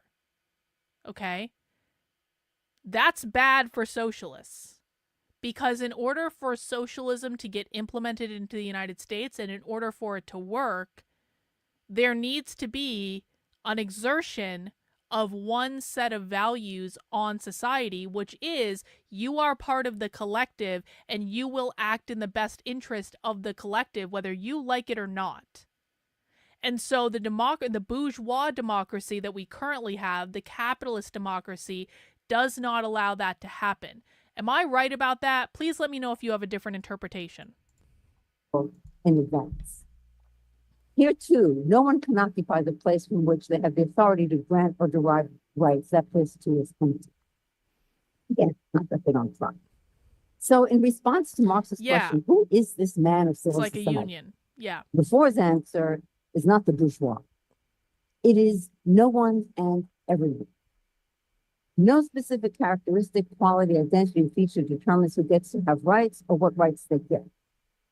Instead, I quote Reform, man appears as the being whose essence it is to declare his rights. This means that rights are not simply the object of a declaration. It is their essence to be declared in a never-ending practice of rights assertions. Actors create their— Hey, thanks, Foggy City Dave. So would equity equal fair? No. Did I say fairness? I mean, you're paying me money, so I'm going to be a little less snarky. Okay. I never said the word fairness. Foggy City Dave, your biggest challenge is you literally make shit up. You make shit up. No one ever said equity meant fairness. Equity means you have access to all the resources. It does not mean those resources get distributed evenly. It means you have access to all the resources. This is fundamentally correct, Andrew. What do they consider to be fair? They don't consider an an equal distribution of the resources to be fair. What if some people need more resources than other people? We saw this. I have on the channel from like 3 or 4 years ago a recording of like an 8th grade class in which they taught this. They said some people need 1 Big Mac to feel full. Other people need 2 Big Macs to feel full. Therefore, an equitable distribution of the Big Macs is that the people who need 1 Big Mac to feel full get 1. People who need 2 Big Macs to feel full get 2. Everyone has access to all the resources. Everyone can use all the resources. If you need 1 Big Mac, you get 1 Big Mac. If you need 2 Big Macs, you get 2 Big Macs. That's what they mean when they say fairness. Thanks for the super chat, though, Foggy. I like Foggy City Dave. When he has a question, he pays me money. That's not to say everyone has to do that all the time, but like it's kind of nice. Their freedom by declaring their rights, whether or not some document has already acknowledged them. This initiates an open-ended discursive contestatory process of claims and counterclaims, movements and counter-movements, so that rights are one of the generative principles of democracy. The same holds true for projects of the further democratization of democracy. So for the differentiation of state and society, civil society, new modes of sociality and participation in politics, the politics these enable are achievements that should be built on, not effaced, to some dream of direct immersion of individuals in communal life, or of democracy, direct democracy that can do without formal democratic rights and rights from institutions. I close with contemporary problems, of which then. Many years ago, I wrote a book on Marx and endorsed a Fortean analysis that rejected the reduction of civil to bourgeois society, embraced emancipatory potentials unleashed in both civil society and the formally, if insufficiently, democratic state. 2 developments since then call for more thinking on these topics. The first regards the distortions that occur when discourses of human rights no longer feed into democratic politics or democratization, but displace them. I'm thinking of the problems that occur when it is not the residents of a polity with outsiders who assert the rights of others, invoking international human rights documents, and impose a standard of legitimacy for someone else's polity, short-circuiting domestic struggles for and over democracy, social justice, and rights interpretations. The critique of international human rights discourses stems from this problematic and from the tendency to displace political struggles for social justice and democracy by the moralistic discourses of outsiders. I'm thinking of Sam Moyne's critique. The second pertains to an older problem, namely the capacity of capitalism to subvert appeals to public power for rights, justice, and more democracy by, now getting real and contemporary. Hang on, I need to listen to what she said about capitalism again. The capacity of capitalism to subvert appeals to okay, check this out. She's saying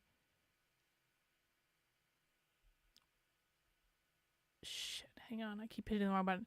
The capacity of capitalism, private property ownership, to subvert appeals, so cause problems to public power for rights, justice, and more. She's saying that capitalism prevents us from fully engaging in the struggle for rights and justice and all this stuff. Democracy to subvert outsiders. I'm thinking of Sam Moyne's critique. The second pertains to an older problem, namely the capacity of capitalism to subvert appeals to public power for rights, justice, and more democracy by, now getting real and contemporary, by undermining the efficacy public power has to serve public purposes. Capitalism undermines the efficacy that public power, the power of the people, has to serve public purposes. Because capitalism is about privatized wealth. So capitalism gets in the way of serving the needs of the people. In short, what happens when private power becomes so enormous Private power. and so overwhelming, oligarchic, and so global that public power is so corrupted or eroded that it no longer functions to curb the predations of private capital. In the past, the power of the corporate rich, of the monopolists, the financier, the oligarch, often perverted public power, this is not new, by wielding it directly or inordinately influencing it. I'm thinking of the Gilded Age of the US, there are lots of examples. But this triggered counter movements that have been relatively successful. The New Deal, social democracy, the labor movement, however flawed they were. But today, gigantic transnational private quote, in quotes, I'm being sarcastic, civil society actors, i.e. the global corporate rich, monopolists, new forms of finance capitalists, incapable not only of doing an end run around the state attempt. Completely fucking wrong, bro. Why are you distracting us with your bullshit? I love it, but there is a shorthand that anticipates socialist entire shtick. They say everyone else is the problem. Christians, transgressively, wrong. Completely and totally wrong. Have you ever chatted in on my channel before? Let's see.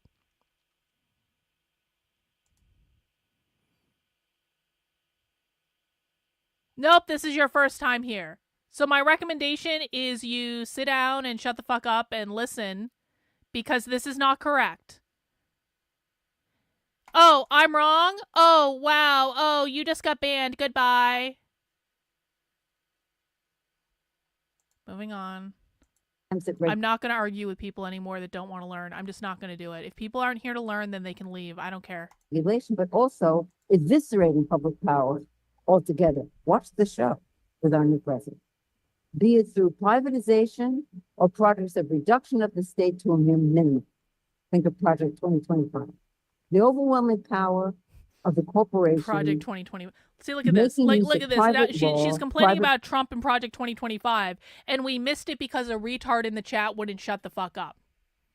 This is why we don't allow retards in the chat that are not here to learn. Think about it like this, guys. Say you were in an in-person classroom. You're at a college. You walk into my in-person classroom because you're in my fucking classroom right now. I'm standing up at the top of at the head of the classroom. I'm trying to teach something out to the class, and you come in and you go, "Hey, that's nice, but you're wrong for all these reasons," and everything that you say is wrong after that, and you haven't listened to a word I've said leading up to that because you just stormed in the class and then started yelling like an unhinged hooligan. That's what we're talking about here. This is why that person just got banned. Now let's listen to her complain about Trump and Project 2025. Well, not only of doing an end run around the state attempts at regulation, but also eviscerating public power altogether. Watch the show with our new president. Be it through privatization or projects of reduction of the state to a mere minimum. Think of Project 2025. The overwhelming power. What does she think Project 2025 is? Making use of private law, private rights seems poised to destroy the very notion of public power exercised for public purposes. Are we now finally in a situation where this kind of private power in civil society does indeed render formal democracy and basic rights of state and public power really facades for transnational oligarchy? Can we still invoke democracy and rights in our struggle in civil and political society on the national and global level, or do we need additional language and tools to effectuate a reversal of the power of private capital, of its power to eviscerate public life, democracy, rights, and justice? Is this just another phase of the cycle that, regarding the United States, that the Schlesingers and others, think of Fishkin, talk about regarding oscillations between the predominance of public and private power? Or are we at a kind of irreversible tipping point? I'm not ready to deliver civil society rights and democracy to the power of capital, but I leave the question here. All right. Maybe we can move on the Jewish question now. We aren't even on the Jewish Thank question you, Jean. yet. So you yourself have posed questions for us all now. For this seminar, which I hope we're going to address, particularly in your conclusion, when you're asking essentially whether or not we've reached a different point, whether we've reached a tipping point. And so I hope that we're going to address that. I'd like to maybe raise 3 questions and also then maybe give you an opportunity, but I know there's a lot of people who want to also jump in. So Questions are always the best part. I'll be succinct and I'll go straight to the point, I think. So the first has to do with turning human rights and turning the question of human rights into a question of human rights discourse, which I think is what Lefort was doing, and I think that is the move that we make in modern times or in contemporary times. And we make that move in part. Hang on. I wonder how James's smear against Christian nationalism will. So a lot of Christian wine moms don't consider themselves to be Christian nationalists. So I think that James is going to convince them that Christian nationalism is bad and un-American. And I think that's what he's done with Moms for Liberty, essentially. Because we think of most things now through the lens of discourse. In part, I think that was the influence of Foucault on our contemporary ways of thinking the world. And there's one way in which I read Lefort as doing that move. And it's the discourse of human rights becomes an important political force. And that's my interpretation of Lefort. It becomes an important political force that contributes to a particular political vision that opens things up to different ways of thinking politically, right? And that was particularly true at the time with behind the Iron Curtain, right? And in a way, for Lefort, human rights discourse is what allows him to try to suggest other visions of politics. Now, the problem is this, I think. That's a good point, Andrew. Wine moms are Protestant. Human rights, or the right to have rights, say, to discourses about human rights. Discourses! Then I feel that there's very little left to argue about. In a way, it's a neutralizing move. That means that we've really given up on the idea of human rights or the strength, the foundation, something, the kind of essentiality of human rights. And now we're just talking as it's one discourse among others, right? I mean, it's a good way of arguing in the political sphere. It becomes rhetorical. It becomes a question of persuasion. I think once we've reduced the idea of human rights to human rights discourse, then the questions become empirical. Is it a persuasive form of argument right now? Will it convince people? Is it more persuasive than other forms of political argumentation? And to a certain extent, it becomes a question of strategy. Now, in the human rights context, I'm comfortable with that, particularly because as a lawyer, there are many contexts in which I have no alternative but to be engaged in human rights discourse. Literally, I've just been spending all my time amending the habeas corpus petition. I just filed it on Tuesday. It's 484 pages long, and it is nothing but human rights discourse. I mean, it's nothing but civil rights discourse. It's nothing but discourse about due process, about ineffective assistance of counsel, about Brady obligations, constitutional obligations to turn over exculpatory evidence that was not turned over for 19 years, et cetera. It's nothing but that language, that discourse. Now, and I'm comfortable being strategic about that. But I think that I don't think that someone who is wedded to human rights in a more fundamental way should be comfortable with that. And the reason I say that is that I'm comfortable with that in the human rights context. I'm not comfortable with that, say, with arguments about cooperation, right? I don't think that, I believe that cooperation is the future and is the way we should be thinking about political economy. Now, and I'm not prepared to say that's just a discourse of cooperation and I'm just being strategic. I'm not just being strategic. I actually think that's right. Okay. Now, if I were, and now I am a human rights lawyer, but if I felt that way about human rights, I wouldn't be satisfied saying, well, it's just a discourse. It's convenient. It can open up some politics. It can change it. You know what I mean? It's just like, that wouldn't satisfy me. So I'm personally fine with thinking about a discourse, but then it's odd to me that there are these other contexts in which I'm not prepared to simply make it's just discourse. Okay. So that's the first thing. Okay. You want, go ahead. Go ahead. Am I on? This is on. Yes. Yes, you're up. Go ahead. And then I can, you go ahead. Yeah. That was the most compromising and least quoting thing I have ever heard. Well, partly. Yes, partly. What you are saying. Partly. And two things. One is what you are saying that it's truthful. This is correct. We have human rights, or we should have human rights institutions. That's a kind of idea. The strategic use of discourse, that's mission. Okay. Now, I don't know why you can't have both. What Lefort said, although Lefort was not partial, and he was very opposed to reducing all the forms of punitive action to strategic, but he said that the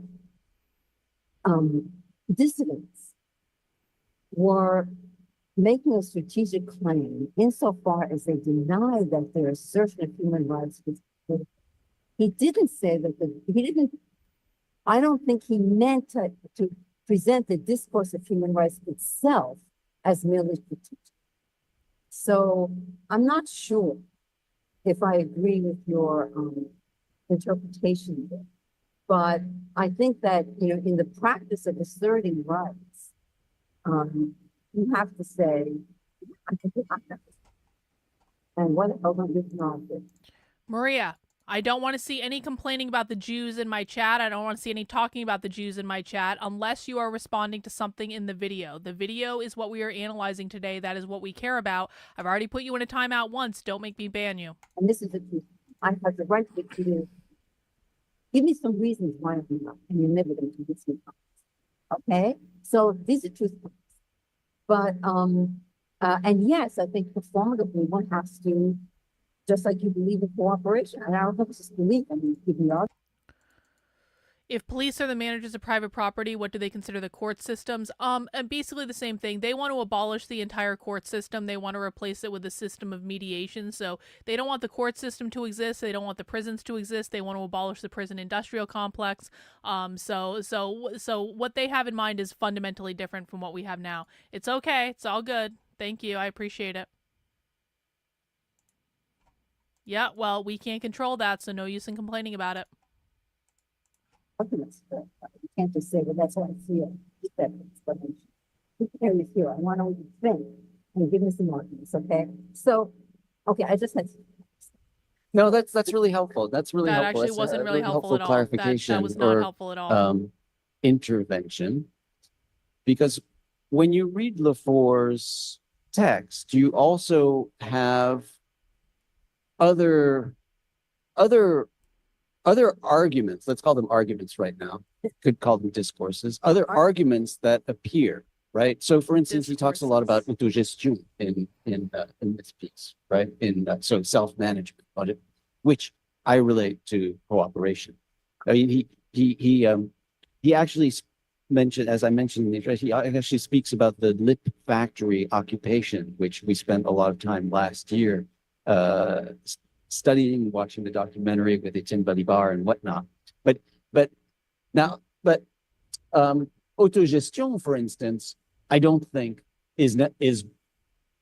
wouldn't need human rights framework for autogestion, right? So you can get to the same place that he seems to be going, which are novel, new, left,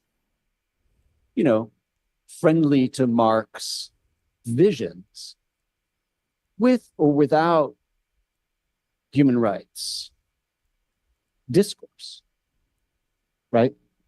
Well, this is, I find it interesting because, first of all, before the theories of democracy, Right. and he said that the flip side, I never understood, I never knew who they were referring to. The critics of human rights said that, not everything is human rights. What is something else? So no, what you just it's about something else. It's about the claim that we workers, should be able to have a say, run, depending on how far you go, run, own, whatever our factory work does. Human rights framing pertains to certain struggles. Other framing pertains to other struggles. I don't know why these have to be, why there only has to be one or whether these. So I don't see a problem with that. Again, I'm not, for me, the issue Stop is really, Marx does a double move. shit One is, he, up. in the name of some kind of very vague, immediate democracy, he conceives of formal democracy as merely formal. You have the right to seek individual democracy. But the point is not that my point is not that that's formal democracy. It must be supplemented with many other modes, etc. And this is not a human rights system, this is something else. And, I think we should open it up, but the issue of what was just Jones about economic participation, justice, however, depending on who's formulating for what, whether it's workers' councils or whatever it was, I can't forget the name of the Yugoslavia, but in any case, so it's about a mode of cooperation that would entail something other and better than this one. Right. Yeah. I mean, let's open it up because I think we've got enough here and possibly enough sources of kind of tension to try and figure out. Does anybody want to start us off with a question or a comment or an intervention? Yes. Okay. Here. Why don't you take that mic there? Pass that mic down. And push the thing towards you so that it's on. Yeah. For a wonderful talk and also a great conversation. I want to kind of follow up on this and on what you just said about the sort of alternate discourses. So you sort of talked about the capture of the private sphere by, the rich, monopolistic, but in my understanding of the critique of capital, the problem is not the person, right? Capital is a social relation. It's an impersonal form of domination. Capital is a social relation. It is not an economic system. It is a social relation. And so the challenge to confronting the way that private power can undermine public power, undermine the public power serving the interests of the public, as you said, is not like about how do we get the rich regulated, right? It's about coming up with a different form of, shall we say, economic, private coordination of production and consumption. And so what I want to ask you is how that project of cooperatives that takes coordination of production and consumption out of an impersonal system, socially necessary labor time, which is, shall we say, it's impersonal. It is abstracted from the particular qualities of the individual, of their upbringing. So it gives you a sort of universality, like you are a worker and not a blacksmith and not a member of the estate, right? Not like one of the sort of like Hegel's philosophy of right, where your personal identity is immediately attached to your form of work. What I worry is that if we move towards something like cooperatives, where the economic decisions become more localized and deliberative, that the distinction between who I am as a producer and who I am as a member of the public might not be able to be retained, or that there's at least a kind of tension or challenge that I would like to hear you speak to. How do we reclaim, not just from the rich, but from socially necessary labor time, the private sphere, while empowering the sort of universality of human individuality that is the basis of human rights discourse. Yes, Sheila Benhabib, do you want to get the mic? We need to speak in the mic, not so much for people in this room, but actually for people on Zoom. That's why. If you can Okay, push it down. well, thanks, Jean, for this wonderfully clarificatory discussion. And I want to say something about what seems to be the disagreement between yourself and Bernard, or rather Bernard's disagreement about your reform reading and what may be at stake there. And then I want to say something about an issue concerning international human rights, which may not be at the center of the discussion for a lot of people, but nonetheless, this is something that I'd like to clear up. It seems to me as if when Bernard talks about the discourse of human rights, it's not just whether it's a truth claim. I want everyone to keep in mind as we enter into our second hour of this boring ass shit that we are watching the current incarnation of the Frankfurt School at Columbia University. This is the Center for Critical Thought at Columbia University today. This is basically the Frankfurt School in the United States today. And they've been doing stuff like this for 100 years, 100+ years. This environment is how we got every crazy idea in the United States today. This boring ass academic, because this is what academia is like, guys. This boring ass academic environment of a bunch of academics in a room somewhere, borally debating and discussing these topics. This is the origin point for all the crazy bullshit that we're experiencing in the world. I just really want people to remember that. Because if this type of environment can result in massive fucking upheaval and bullshit that we all have to interact with that is not in academia anymore, what does that say? Claim in Habermasian language, it would be a validity claim, not a truth claim. But that's not the issue. The issue is that Bernard seems to assume that the discourse of human rights is a totalizing political philosophy. Whereas the argument that you make, and I completely agree with you, is that the project of democracy makes no sense without a robust analysis of human rights, their symbolic function, their political function, etc. So I didn't hear you making the argument that the discourse of human rights equals to an emancipatory political philosophy. Right. I heard you making the argument that you have to have a clear view of the value of human rights within any kind of emancipatory discourse. And Bernard, there is in the French context, there is, of course, the use of the discourse of human rights by the New Right as well. And so there is an attempt to try to distinguish New Right. The reduction of kind of political philosophy at that time to a kind of human rights discourse and the left appropriation of the right, which is what before I think was trying to do.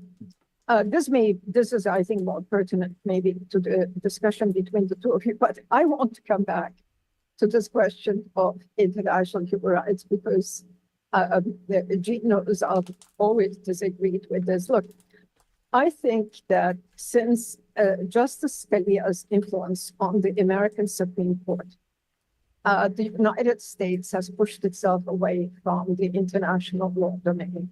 And there's a lot of rhetoric, both on the right and the left.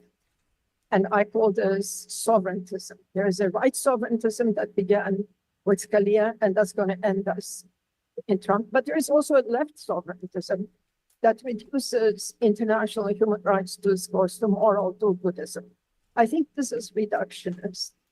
And my example here, this is not the content, but my example here is the influence of CEDAW in the global south. There are Global a lot South of critiques means of CEDAW, not and it bourgeois. does not incorporate enough socioeconomic rights, and it privileges women's civil and political rights. Yes, correct. But it's also the case that a document like CEDAW is used by all sorts of civil society Maria, groups just ask the in fucking the question. global south There doesn't need to be a against preamble. Just ask the fucking sexual question. discrimination, to plead for alimony rights and so on. So international human rights also can have an emancipatory function if they are appropriated by social movements.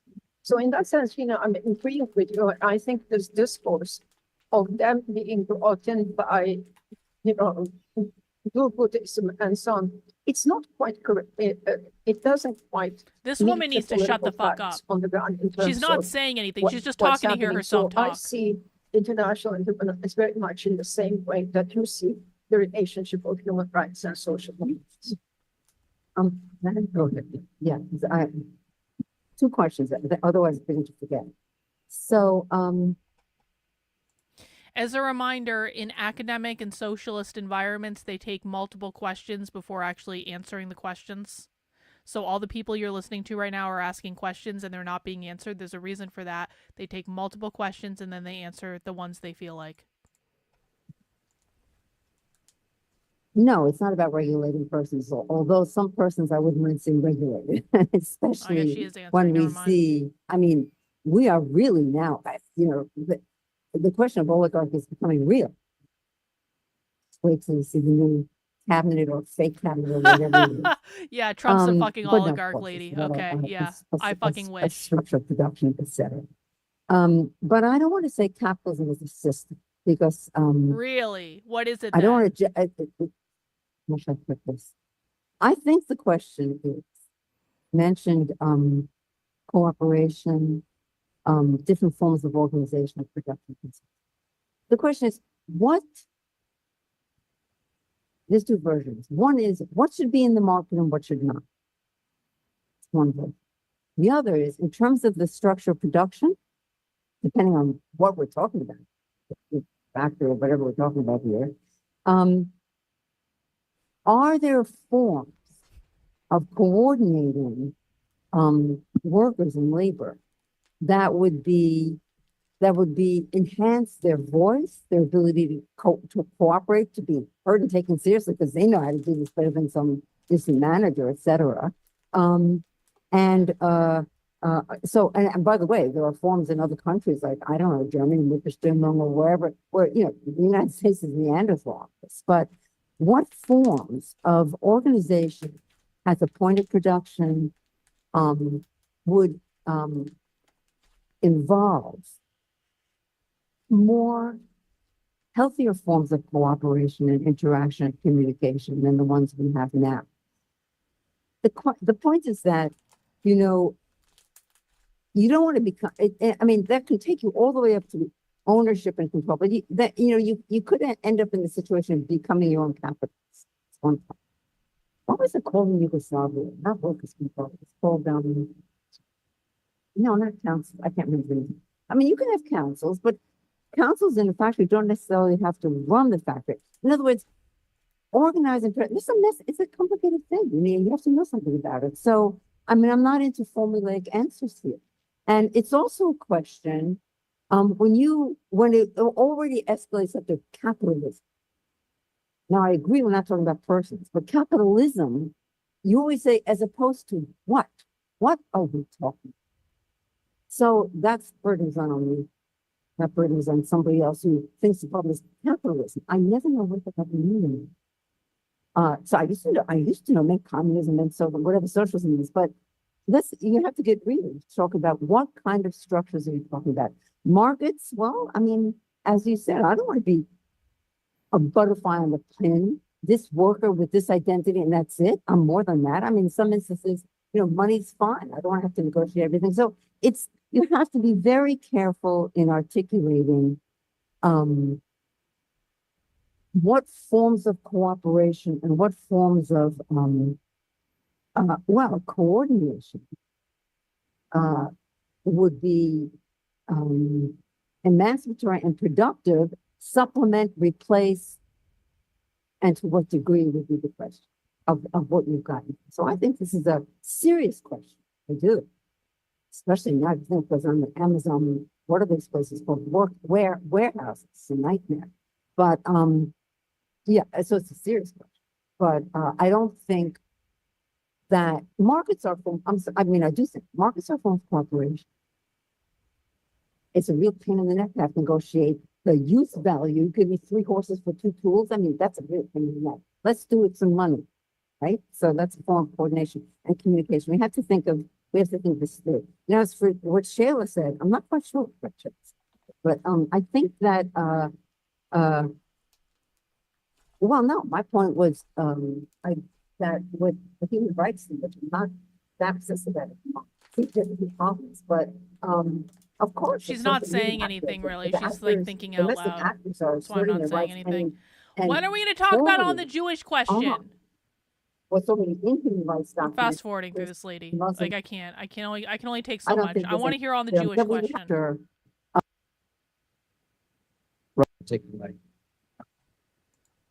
Sorry if people are, I can't. We need to start speeding this up. I can't. I'm going insane. She wasn't saying anything. Thank you. Nice to be in this room with you all again. And thank you, Jean, for a remarkable, really lucid and demanding paper. I want to hear you talk more about 2 things. I mean, vis-a-vis the temptation and your advocacy of our resistance to the temptation to turn back to the 1840s as the exemplary instance for modeling the contemporary political. I mean, one does need to take some account of the fact that, you know, a good third of the world's population is entirely outside of the wage system at this point. And the paradigmatic understanding of the basis for cooperation, for forming any kinds of solidarity alliances are quite different for these masses of people who are outside of the wage system, who are illegalized in migrancy and so forth. But on the other end, because you ended with this, you know, are we at the tipping point question, which is very much on all of our minds. I mean, this new oligarchy is so dependent upon, you know, platform media capitalism, and is so bent on dismantling the regulatory apparatuses and all those dimensions of the state that could have inhibited the distorted exercise of private capital. Here's hoping. You know, so this lady just said, this is just a person in the audience, that the new Trump administration is dedicated to dismantling the regulatory systems on the capitalist state. Did everyone catch that? That's what it means when you deregulate the government. You deregulate the systems that keep capitalism in check is essentially what she's saying. Listen again. And is so bent on dismantling the regulatory apparatuses and all those. Are you fucking retarded? Are you retarded? Are you actually retarded? Because only retards think the left is losing. Literally, this is the most, we've had a lot of retarded takes already today. Oh, you are? Cool. You don't need to be here then. Goodbye. Wow. 1844 is when these papers were written. That's what she's talking about. Dimensions of the state that, listen to this, you know, platform media capitalism, and is so bent on dismantling the regulatory apparatuses and all those dimensions of the state that could have inhibited the distorted exercise of private capital-based power.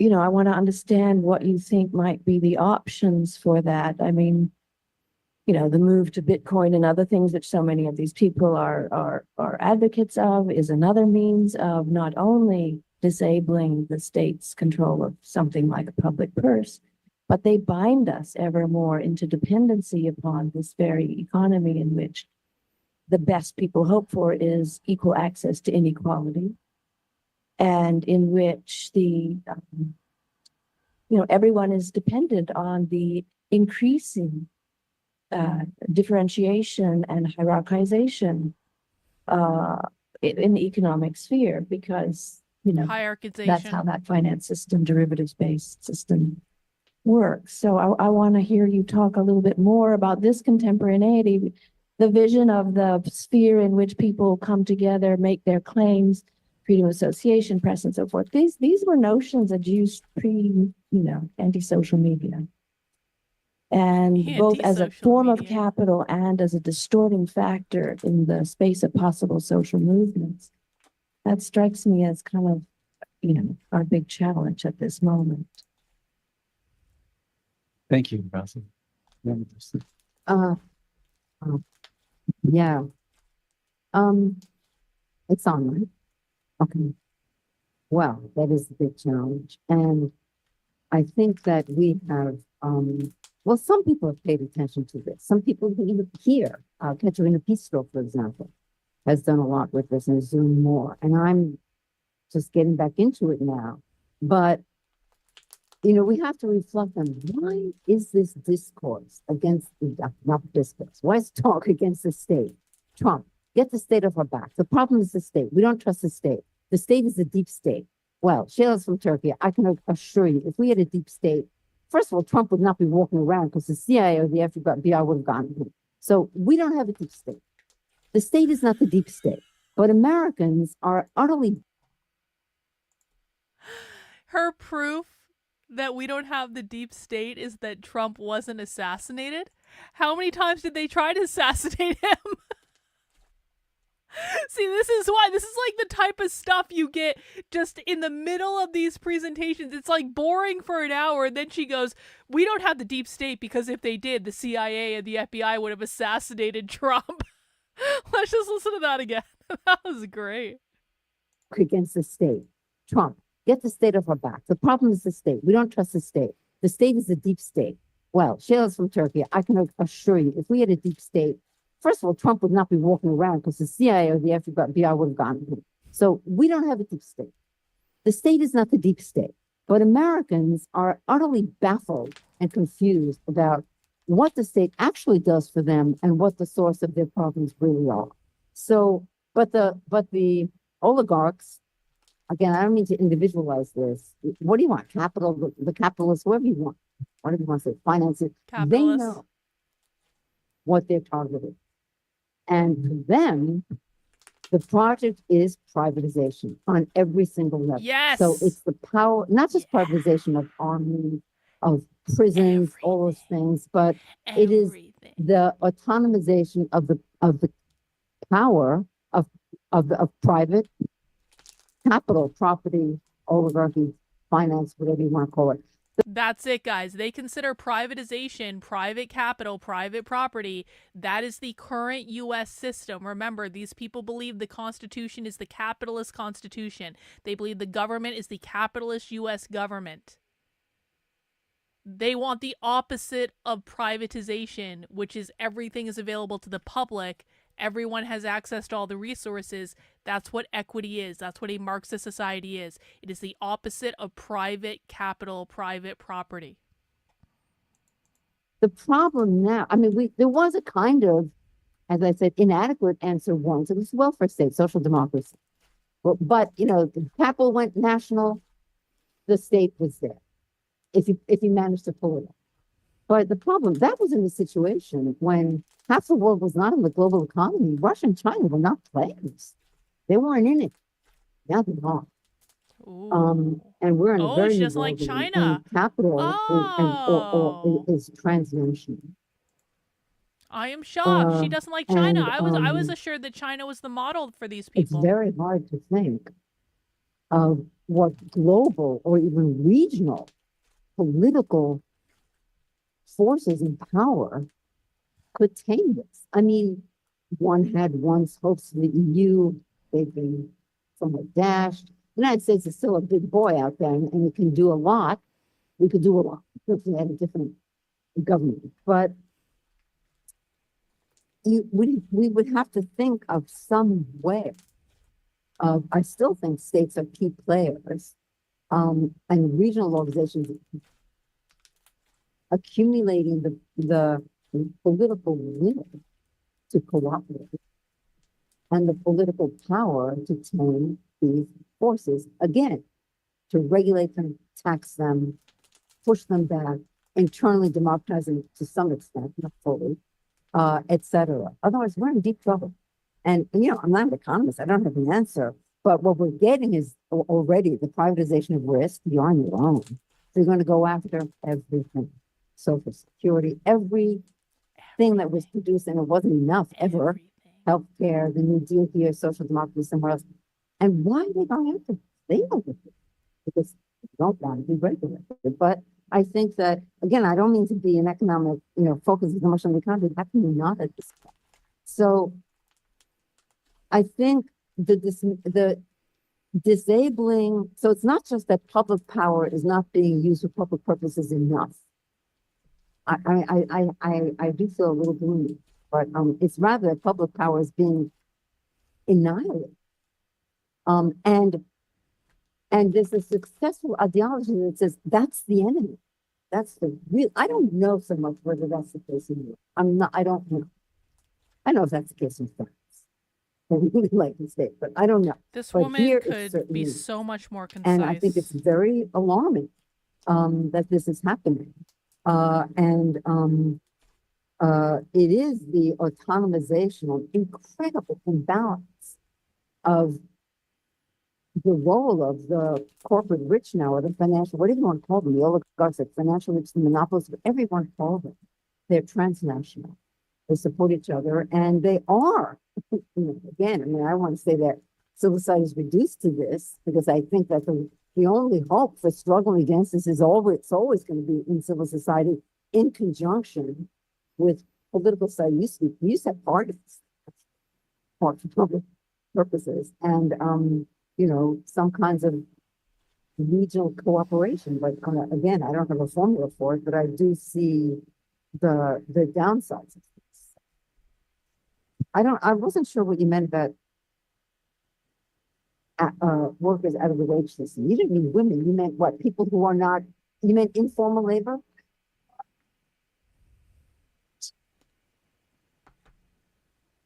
You meant informal. You know. I mean, apropos of the previous model of abstract labor time and so forth, I mean, you know, most of Africa nations have unemployment rates of 40% plus.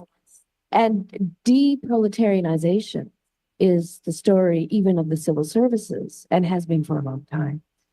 And casualization is the story even within our own spaces. So this mushrooming population is, you know, I mean, I would say there's got to be some, you know, what do you want to call it, education / ideological work that has to be done in other contexts because, you know, the poor is no longer the worker. Right. You know, I mean, there's a kind of radical dissymmetry between these terms at this moment. I mean, what is, I mean, the sad thing, either people want equal access to inequality or they desire to be oppressed by capital because it's better than being not oppressed by capital. You know, Okay, I wanted to circle back to the question of human rights for just a moment and maybe clarify a few points because what I was trying to suggest because I think that it got somewhat or it fell between the cracks of some conversations here. And I'm not suggesting this as a critique of your position. I think there is a critique of the four in here in this argument. So basically, it has to do with the fact of the way in which the four kind of associates human rights with democracy. And he does that by very radically disassociating totalitarianism with human rights, right? I mean, and he's creating this dichotomy. Speaking of Colombia students right now are protesting the Christmas tree lighting ceremony in New York. Isn't that nice of them? Totalitarianism and democracy. So in creating that dichotomy and that contrast, In a way, he defines totalitarianism as the space where there are no human rights, right? And so he writes, totalitarianism is on page 246 of the translation. Totalitarianism is built on the ruin of the rights of man, he writes, right? So there's really this idea. And then he continues, he elaborates that he almost, and of course, this is what he's very much interested in, almost, I mean, right? Because human rights are almost less important to him than this question of democracy and its relationship to totalitarianism. But when he defines totalitarianism, he talks about it as totalitarianism is on page 248 of the essay.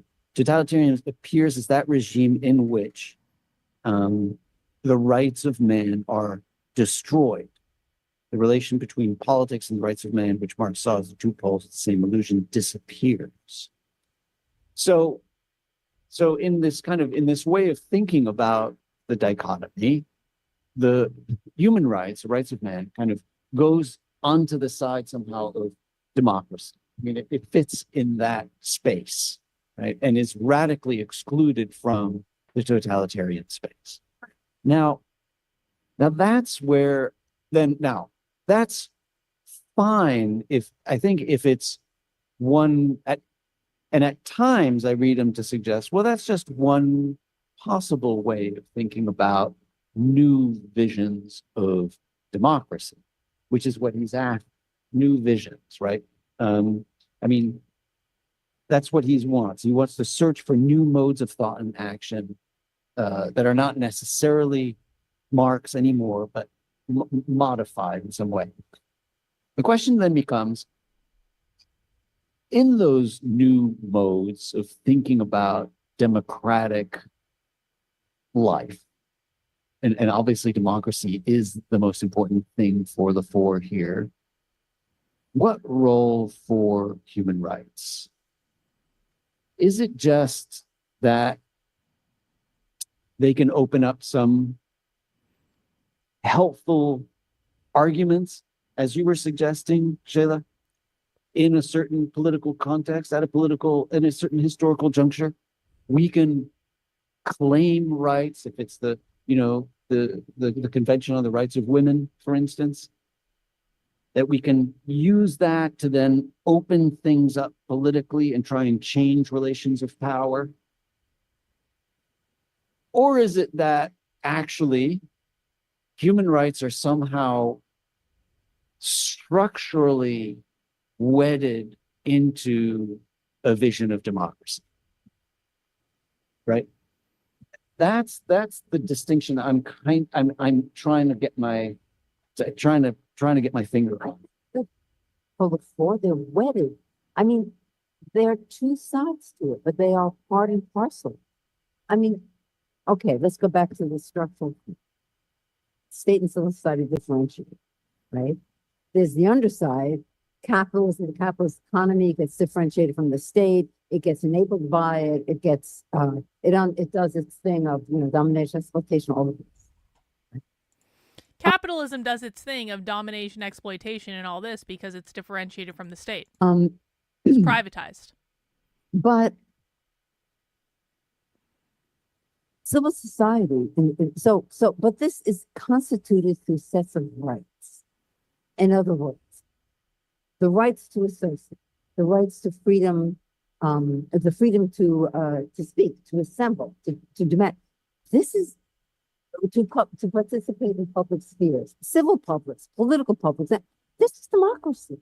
This is without which you do not have democracy. And by the way, the authoritarians, I'm not such a fan of the concept of totalitarianism, so we'll put that aside. But the autocrats, they always know what to go after. What do they go after first? They do censorship.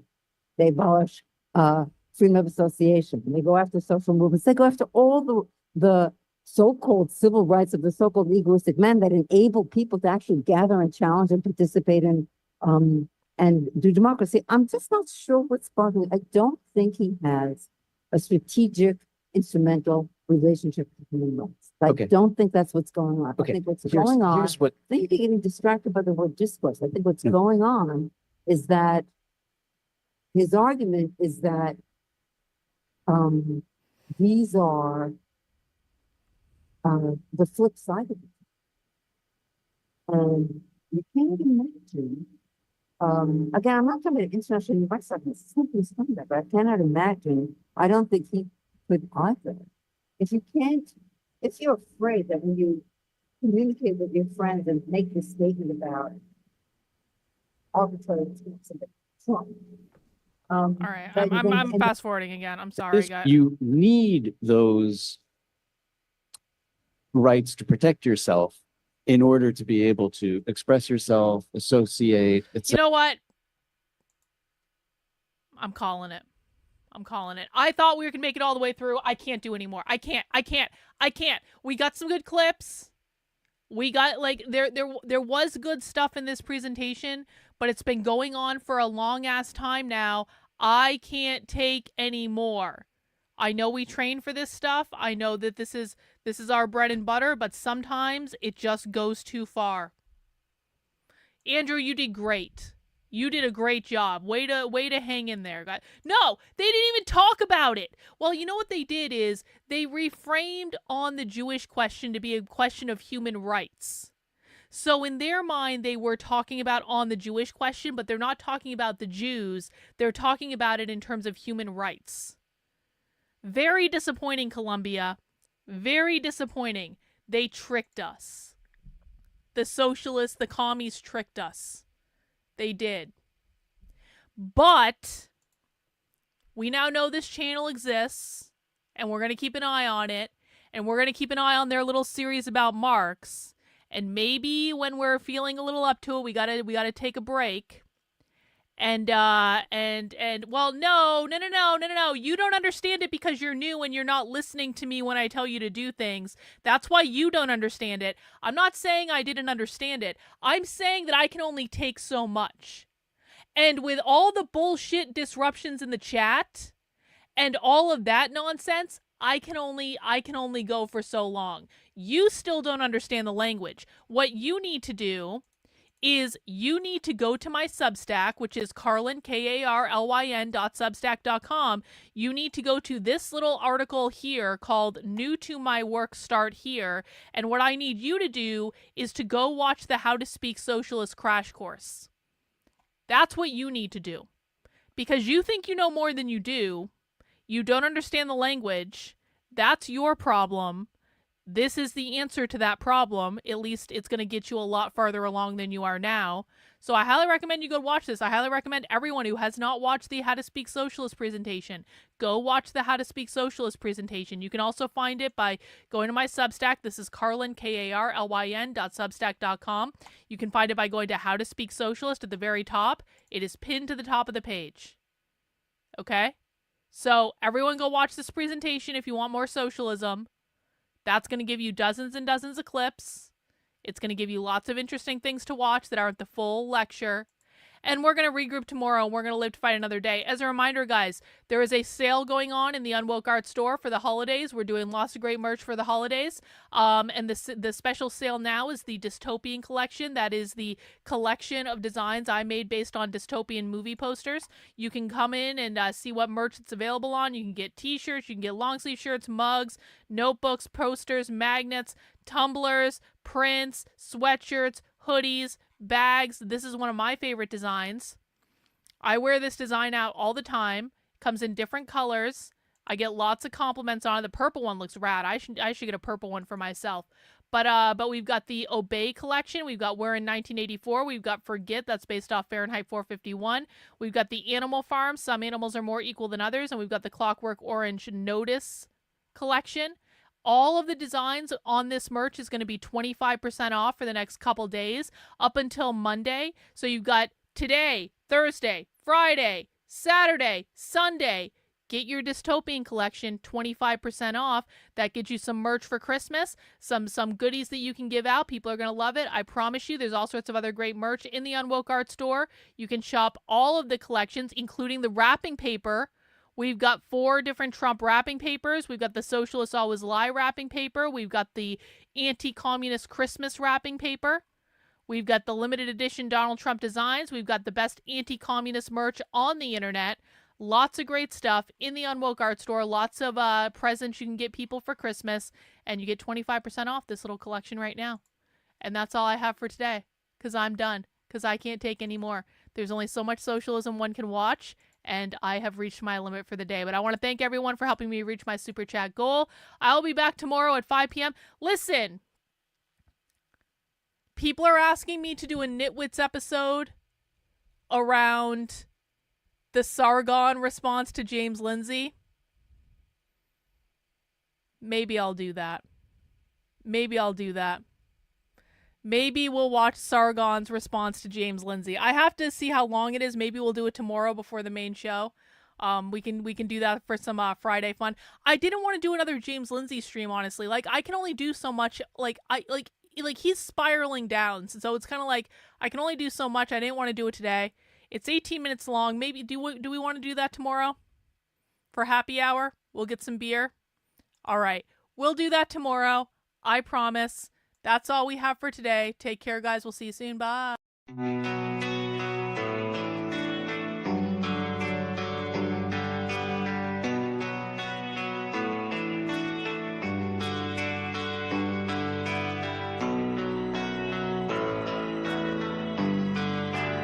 How are you feeling? How long have you been here? 3 months, May 17th. And what brought you? That's difficult to answer.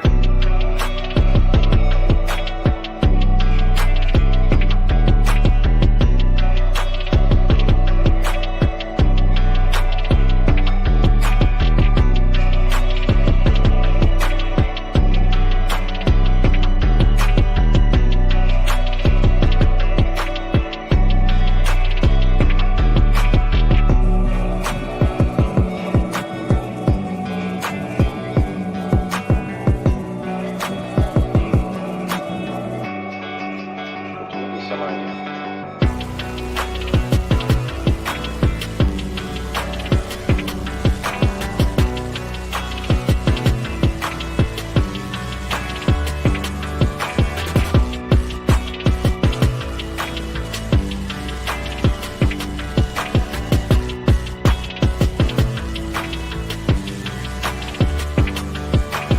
I am not completely like other people. What do you mean by that? People dislike me because I am not completely like them.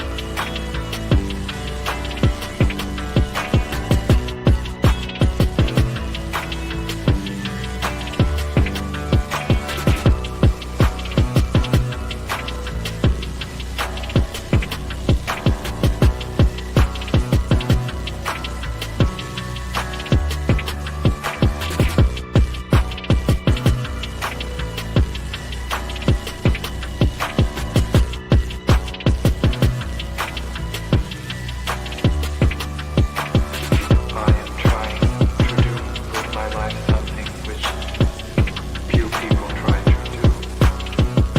And this influences my thinking and consequently my action. What is it you're trying to do with your life?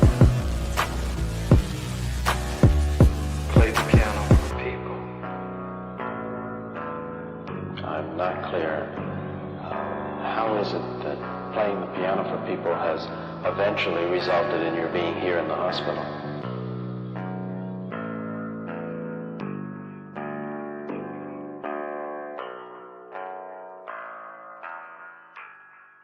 That's difficult to answer.